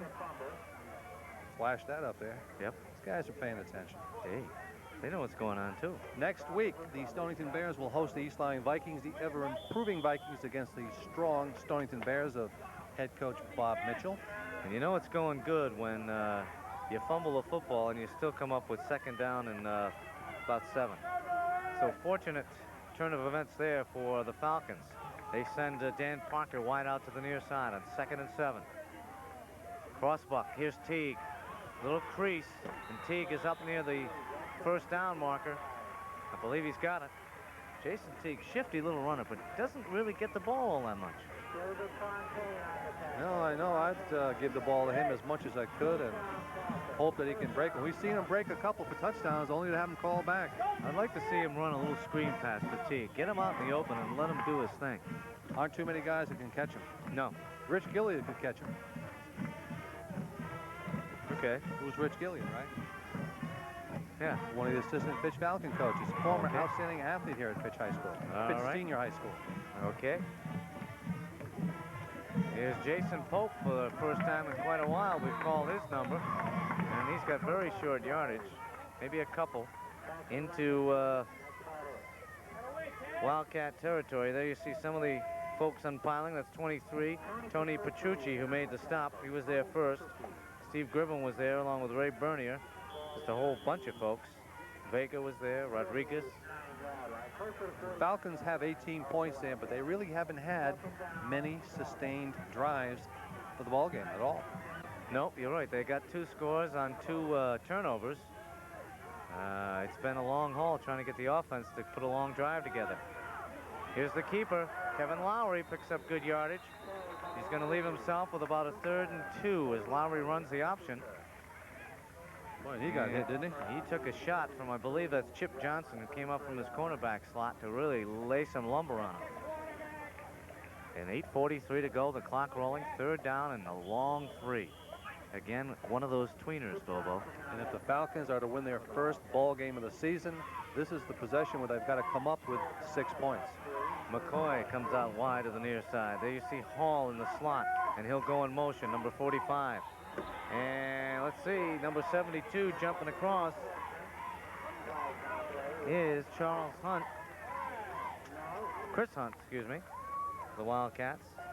That's 72 or 75? Excuse me, that was 71. Afield Vega. 75? It was number 75. Yes. EV, the Big E. The Big E, yes. And the discussion here is whether or not the Falcons drew him offside, and there's the Falcon. Uh-oh. Finally got a picture of the old Falcon mascot. There he is. He's not watching the game, though, Bobo. No, he's watching the cheerleaders. I don't blame him. What is he looking at? No, he's not even. He's not even looking at the cheerleaders. He's in the stands. What's he doing? Come on, turn around. Get in the ball game. 8:23 to go. 3rd down, 3. An offside call would give the Falcons a 1st down, and it is an offside against NFA. And the fans down below on the NFA sidelines don't like the call. But on the far side, they're pretty happy about it. Whenever there's movement on the line of scrimmage, you want to know whether or not they were drawn offsides or whether or not they were just a little bit anxious. And that particular time, it cost the Wildcats a Fitch Falcon 1st down because they gave up 5 yards, and the Falcons with the 1st down. And that keeps the drive alive. And there's a good shot of Lowry coming up over center. Hall will go in motion. Here's Pope. He's got a crack. Pope has got speed. He's outside. He's outside the coverage. He's going to score a touchdown. Jason Pope. Once he broke the line of scrimmage, it was no catching him. And the Falcons have the lead back. How do you do? Well, you saw it. Great piece of running. Finally, Pope got free. No flags. He's saying no flags. Great. It's a touchdown. It counts. It sure do, and it's 24-20 with the extra point attempt coming. And the Falcons are that close, 7:57 away from their first victory of the season. And Sam, they're going for 1, but I think they should go for 2 because 1's really not going to help them that much. Well, neither would 2, really. They'd only have 26, and the touchdown would still win it for NFA. Right? How do you figure that? If they have 26 points with a 2-point conversion, they could still win it. NFA could still win it, is what I'm saying. And as we talk, the play ensues. Twilly is incomplete, or is complete, but doesn't get to the end zone. Academic. Right. Academia. So we've got a break in the action. 7:57 to go here in the 4th and final period. And looky, folks, the Falcons are on the verge of winning their first of the season. Their score, Fitch 24, NFA 20.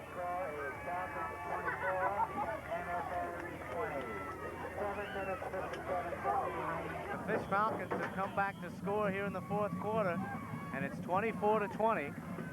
The The Falcons lead it by 4. Can the Falcons smell victory, Sam Gingerella? I believe they can.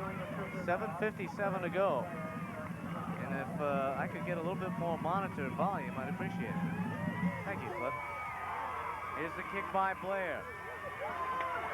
Brian Doyle has it inside his 20, across the 25 to about the 26, and they run him down there. And now it's up to the Falcon defense.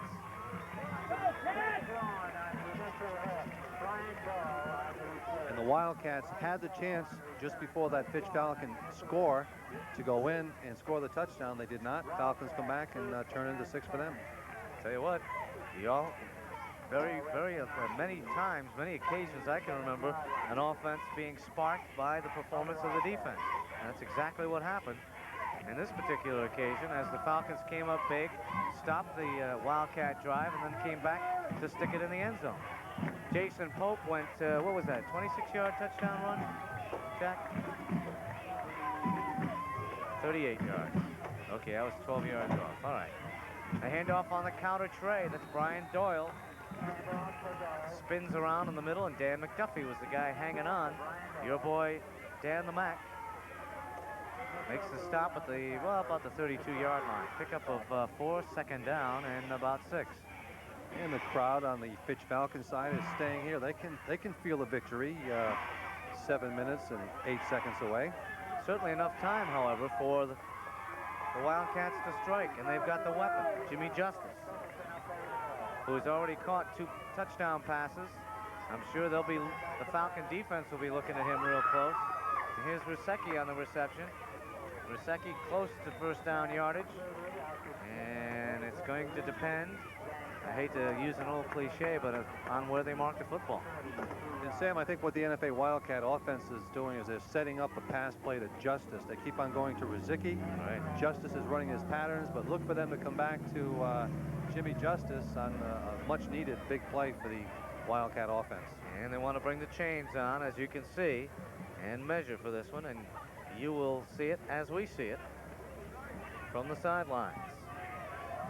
What do you say, Bo? Does he have it? I think he's got it. Sure, you waited until you saw him dragging that train I out. waited till you asked me. Okay. I don't want to be presumptuous, because I can't spell presumptuous. And I've never accused you of being so. Precocious, maybe, but not A presumptuous. little precocious at times, a little eccentric at times, a little conservative at times, and most of the time just kind of roll with the punches. All right. 6:45 to go. 1st and 10 for the Wildcats at their own 38-yard line. Certainly not out of this ball game yet. This one ain't over, folks. Stay tuned. Lots can happen. Buffington back to throw, looking at Justice, and almost picked off.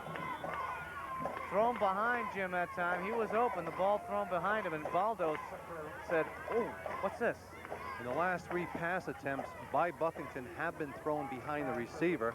The 2 earlier to Rusecki were thrown behind him. That time to Justice was thrown behind him, and it's tough to catch the ball if you're going, in this case, right, and the ball is thrown behind you on your left side. It's tough to turn around when you're going full blast to catch it.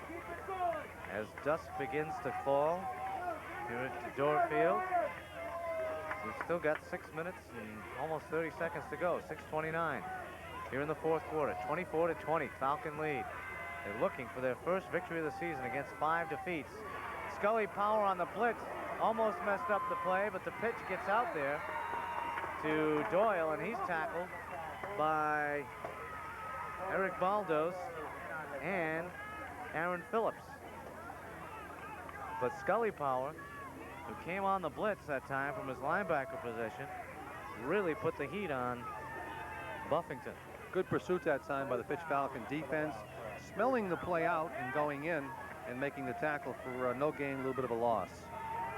Storrington Westerly will be doing the ball game, bringing it to you on 3 separate occasions at 8, right here on Storer Cable Channel 36. Hope you're enjoying this one. Next week we'll be in Storrington once again. The East Line Vikings will be on hand, so join us again next Monday night. Buffington, again they run that little fake out and up, and this time incomplete. And this time Buffington was under a whole lot more heat than he was on the touchdown pass, but exactly the same route run by Justice. I would think a passing or a cross pass pattern would work effectively with Rusecki and our friend Mr. But Jimmy Justice. But I tell you what, there's that old number 4 up on that. Fourth down? Fourth down. They're not going to do it on this possession. They'll have to kick it away. There's Malcolm Otter with the maroon sweats and the hooded jacket. All New England wrestler from Grasso Tech. Okay. Nice young gentleman going to Mohegan Oh, a College. high snap on the punt. Buffington does get it away. Fair catch called for and made at the 35-yard line by Jason Teague. So the Falcons take over after the punt, and they'd like nothing more than run this last 5 minutes and 30 seconds off the clock. This is not the time. This is the time where you tell everybody in the backfield, hold on to that football. Don't turn it over. Don't throw the interception. And this is the time where it happens. One more score for the Falcons would do it for them and give them their first victory on the season. NFA Wildcats, of course, would like to get the ball back one time. Lightness and time becoming a factor here. There's a good picture of Old Glory. Falcons, as you said, going after their first victory. And for the Wildcats, they're looking to even things up, get their record to 500. But it doesn't look like at this point they're going to do it. It looked like number 20-something from the Wildcats went into the neutral area, and that's going to cost them 5. So they help out the Falcon offense. First and 5 now. 5:30 to go. And you're right, it's getting dark by leaps and bounds. We're going to need flashlights up here pretty soon. Remember about 2 or 3 years ago when we were up in Montville with the flashlights, and boy was it cold. That was another medium, but I just thought you might remember that. And again, whistles and flags on the play. Falcons have been unable to get a playoff. Well, I'm sure what NFA is trying to do is to get into the backfield as the ball is being handed off to force a fumble, but what they're doing is they're giving up yardage on penalties. Yep. Falcons are going to get a first down without even snapping the football. Jack? You know, the penalties in the third quarter was very lackluster, but the penalties have really hurt NFA right now. We give them a first down. The only thing that happens is that the clock doesn't run, so there's still over 5 minutes to play. But Fitch needs this drive to maintain control. So they get a first down without even snapping the football on 2 consecutive offside calls. So it's first and 10 now from the 45. Still 5:29 to go. The up man, the fullback, gets the call on first and 10. That's G.Drab, number 33. And what picks up 2. And what the Falcons want is possession. They want to run the clock down. They got some help on that last first down by that very aggressive Wildcat defense, giving them a first down. And we're down to about 5 minutes left in the ball game, so the Wildcats at best will get it 2 more times and possibly only once. 2 more.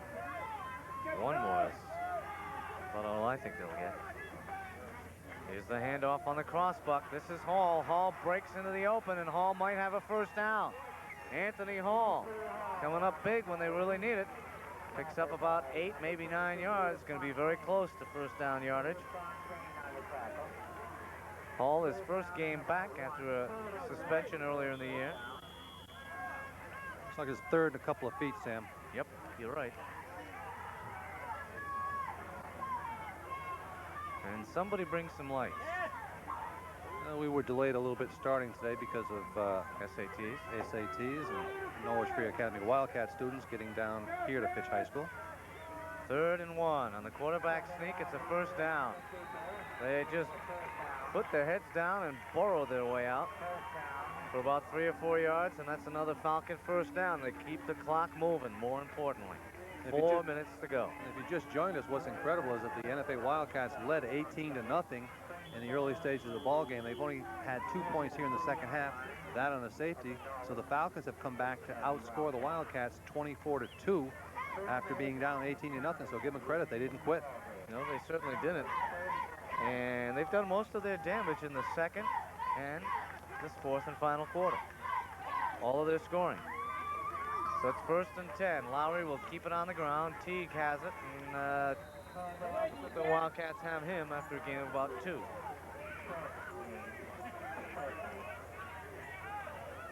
Tony Perucci is there. Notice the players getting up a little bit more slowly now as the game winds down. Yep. Well, this is the kind of weather that'll grind you down too. It's damp, raw, northeastern, type Not weather. bad for November though. No, I'm not complaining. 3:18 to go and the clock's still moving. I tell you, Bobo, realistically, NFA has to pray for a turnover. Hand off to Teague. Teague has some running room. Teague could seal it right here. He's going to score. Jason Teague, and this one, folks, will count. Finally, a touchdown run that counts for Jason Teague. A 32-yard touchdown run. And we have seen the speed today of Jason Pope and now Jason Teague. And, well, I'd like to have the two of them in my backfield. That'll do it. Hawkins, Jeff Tarr, Steve Gribbon, Brian Doyle back deep. Triple safeties back there for the Wildcats, their own 10-yard line. And here's Blair into the football. High end over end. This will be Gribbon from the 20. Steve is out around the 30 before he's finally knocked off his pins. And what we have here, a little bit of extracurricular. Almost an altercation, which is going to cost somebody a personal foul in 15.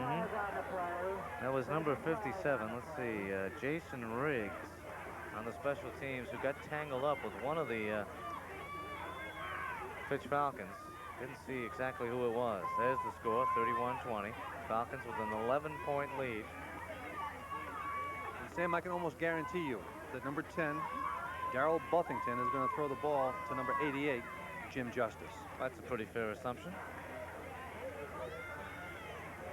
There's the Falcon sideline. I'm sure they're elated, finally, after 5 weeks, to pick up a W. And you have to give them credit. They were down 18-0 at one point, came roaring back. A couple of key turnovers, an interception by Teague, a fumble recovery by your favorite guy, the nose guard, Dan McDuffie. Look where that ball's going. It's going all way the back. way back. Way back. 15 yards against NFA. Got to be that personal foul call. Yep. Back to about the 16-yard line. And when you're down 11 points, what you don't want to do is to have your offense starting back 15 yards farther than what they should have because of something that happened after the play. Yep. So Buffington now will have pretty much the length of the field to go. 74 yards from Pater to the outside. Rysicki has the reception, steps out of bounds at the 25-yard line. And that's the way they'll have to do it. And note that time Jim Justice came down sideline to his left, trying to set up the defender, and he will carry the play in from head coach Brian Mignall. So we'll see what they'll do here on second down. Looks like they're in their 2-minute drill with 2:35 left in the ball game. Justice will come out wide to the near side, out of your picture. Doyle and Gomes in the backfield. And Buffington will throw again. Again, it's Rysicki at the 30. Tried to break a tackle, but can't do it. And I believe he's going to have at least the first down. Rysicki that time triple teamed. Justice playing his man-to-man. And who's number 30? That's Eric Baldows that's guarding Jim Justice. They say he's short of a first down, so it's third down. Third down, about 9. I had forgotten about the penalty. It's still 3rd and 9, Bobo. They go deep on the far sideline. It's intended for Rysicki again, and that'll bring up 4th down and 9. I forgot all about the penalty. Big 4th down now with 2 minutes and 8 seconds. Wildcats, I don't think they'll go for it. They'll probably have to punt it away. If they do go for it, they're just really giving the ball game to the Fitch Falcons kind of uncontested. Well, what do they got to lose? I say go for it on 4th down. Why not? Looks like they're going for it. Okay. I agree. I think I should go for it. And apparently Brian Mignall agrees with me too. Well, we'll see what happens here. 2:08 to go. 4th down and 3. And I believe that's Adam Scully Power who came across, number 66, from his linebacker position. And we had a 4th and 9, Sam. Yeah, that's what I said. 4th and 9. Oh, I'm sorry. This penalty may go against the NFA Wildcats. No, he just marched off 5. He marched off 5. So Adam Scully Power, once you get that 5'10", 200-pound frame moving, it's tough to stop that inertia. It's one of those scientific terms I like to use from time to time, Bobo. I heard you talking about that last week during a halftime interview with Paul Scully Power, the astronaut. You're his good friend. He calls you by your first name. Samuel. Yep. So it's 4th and 5 now. Buffington. Everything's on the line here, and the pass complete to Justice, but he does not have a first down. Great coverage by Baldows. Justice does not have enough yardage for a first down, and it's going to go over to the Falcons with 2:02 to go. And if there's any question about the final score, I think it's put to rest on that play. Well, there is justice here at Dorr Field in Groton. As Mr. Baldows tackles Jimmy Justice on that fourth down play. Well, I just figured I'd throw that in for what it was worth. All right. And just remember that what I said before, I had one of those Falcon Furters. Great American Hot Dog Contest continues. I thought they were fairly good, but you like the Ledger Turtle dogs, dog. huh? No, nobody can touch them. Okay. We were unjustly influenced though, because we got those for nothing. We got this gift certificate. I thought we were supposed to get 2 though. We got 1. Well, and I was hungry that day. You never. Well, once we get up into the booth, we can't leave, so they should send them up to us. Hold on. Remember, a wise man once told me, yes, never look a gift horse in the mouth. Okay. All right. Sounds good to me. Enough said. Our score, 31-20. The Falcons are going to win their first football game of the season. The Wildcats will go 2 and 4. Are you a philosopher or a prognosticator? Or neither one. Okay. Broadcaster? Yeah, that. Okay. I try to be. You're not a hot dog, are you? Well, I have been accused of some of that. Okay. Staunton and Wetley. Wesley Bulldogs. 1:42 to go. Not much more to do than run out the clock. And here's Anthony Hall. He breaks it into the open. Hall toward the corner of the end zone and a touchdown. And a flag on the play. I think they're going to call an unsportsmanlike, maybe a taunting call. The touchdown will probably count. I think they're going to call Anthony Hall for taunting, no? That's absolutely correct. The touchdown will stand, and they'll penalize that on the extra point try. Can't do none of that. No hot Celebrate. dogging. No taunting No on hot the dogging. field. No. No hot dogging. So the Falcons, Anthony Hall goes in. Where was the line of scrimmage? Where's the line of scrimmage? At the 38-yard line. So about a 38-yard run by Hall. And they'll call the unsportsmanlike on the play. And we now stand at 37-20, quickly becoming a laugher. Some long touchdown runs here in this fourth quarter for the Falcons. Complete letdown by NFA Wildcats. They started out of the blocks early with an 18-0 lead, and from that point on, it's been Fitch Falcon defense and now Fitch Falcon offense. And what happened was the Wildcats gave the Fitch Falcons a chance to get back in the ball game, and once they got that chance, they just they probably had their best offensive game of half a game of the season today, Sam. I think best offensive performance maybe in a couple, 3 years. I can't recall the last time the Fitch Falcons scored 37 points. Can you? No, but I was qualifying that in the second half because many of those earlier points came as a result of the Falcon defense setting them up in what has to be just superb field position. And keep your hands to yourself. That qualification is well taken, sir. I was just pinching your cheek. Here's Greg Blair's extra point attempt from downtown, and he's got it. Greg Blair with another one from long distance. That was a 35-yarder and a 35-yard extra point attempt.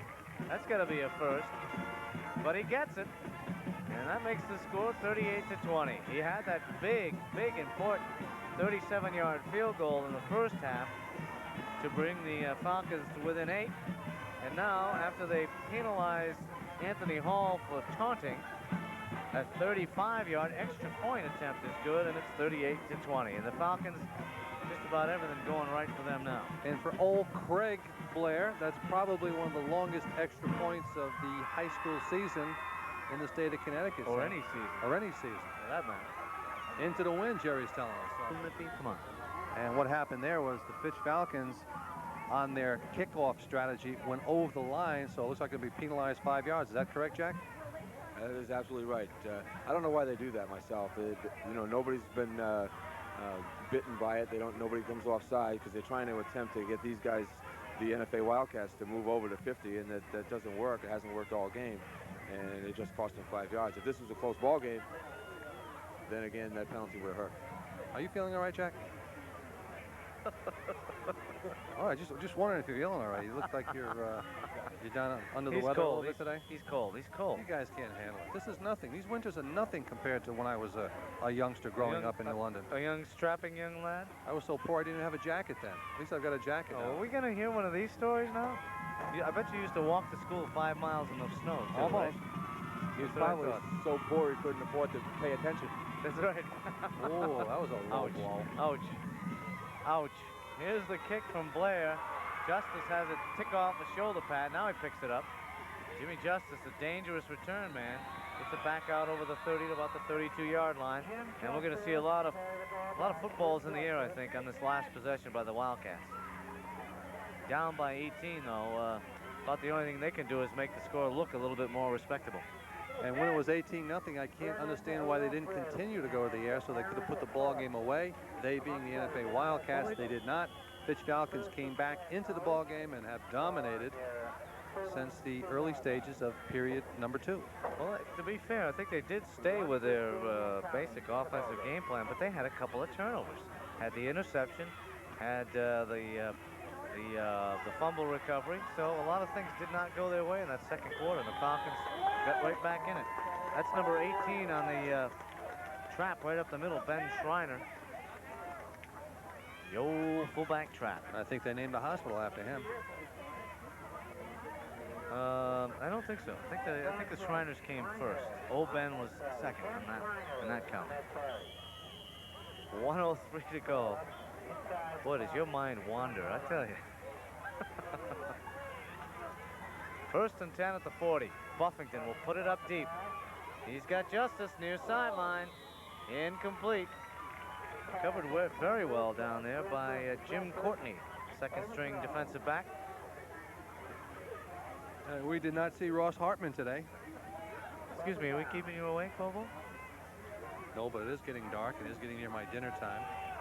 Oh, I thought you were going to say bedtime. And I am ready to have a ginger ale and sarsaparilla. Ginger ale and sarsaparilla. Maybe a salad. Uh-oh, we've got the old bucket play on the far sideline. Mike Ellis, we didn't get it on camera, but we had the old bucket play. He can still move him. That's right. He can pick him up and lay him down. Here's Schreiner again on second down. Gets short yardage, and the clock winding down under a minute. 42 seconds to go. So I'm looking toward next weekend already. Stonington, East Line Vikings at Stonington, Donald Palmer Field, and we'll be there. And by the way, the bucket play was unsuccessful. The Fitch players could not get that ice over Mike Ellis's head. He just ran away from him. But they may try again. What's the old saying? I don't know. If at first you don't succeed, do try again. That's what I've been doing. I try all the time. That's what I heard. What's the score, Sam? 38-20. Wow. The Fitch Falcons winning in impressive fashion. Winning by 3 touchdowns. Yep. There it is. And the reputation of the NFL Wildcats is certainly well-founded. They have faded here in this fourth quarter. Faded badly. And we'll go to 2-4-1 on the season. Fitch will be 1-5 after today. As a matter of fact, your offense did not score in the second half or the late stages of the first quarter. Do you know that the 1991 Fall Sports Series is a historic cable of Groton video production? Yes, I did. Okay. All rights reserved. Buffington back to throw. This may be the final play of the ball game. And Jason Teague almost picked it off, but somehow it squirted through those mitts at the 10-yard line. Fell harmlessly to the ground, but that was a 4th down play, which means now that the Falcons will take it over and just take the knee, and this game will be history. I agree. Fitch Falcons will go to 1-5. The NFA Wildcats will drop to 2-4-1. And the Falcons will look forward to a couple more games and then a Thanksgiving Day matchup with the New London High School Whalers. They're playing Killingly today, and they're looking for undefeated season, also postseason play. And the Fitch Falcons, I'm sure, would love to be spoilers in that ball game on Thanksgiving Day, Sam. Oh, yeah. Oh, yeah. Tell me a little bit about Westerly. How are they doing this year? I haven't seen too Well, much. you know, I was asking one of the sports writers from Westerly, Bill Toscano, a friend of mine, and he didn't really know either. I haven't been back this fall to the old hometown to really haven't seen any Providence Journals or any Westerly Suns or anything like that, so I'm not really sure what kind of a season they're having. One thing I do know is head coach Jimmy Moreno has said this will be his last season as the head coach. Well, that's an interesting tidbit. Jack? By Jimmy Moreno doing that, it may open the door if a teaching position opens up for Bob Mitchell. That would be interesting for Bob to cross the river, the Pawcatuck, and head over to his old alma mater to take over as head coach. And the Falcons do, in fact, take the knee. And the clock rolling down. 6 seconds. 5, 4, 3, 2. There you have it. You know, it's a good feeling after going five weeks to finally pick up a victory.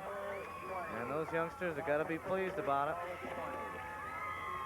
It was not done the easy way. They were down 18-0 in that first quarter. They came roaring back with the help of a couple of turnovers, tied the score at halftime, and then in a kind of an unusual second half, the Falcons came out kind of flat in the third quarter, and then the fourth quarter just pulled out all the stops and ended up blowing the Wildcats away. So our final score here from Dorr Field and Groton: the Fitch Falcons 38, Norwich Free Academy Wildcats 20. We'll be back with our post-game show right after this.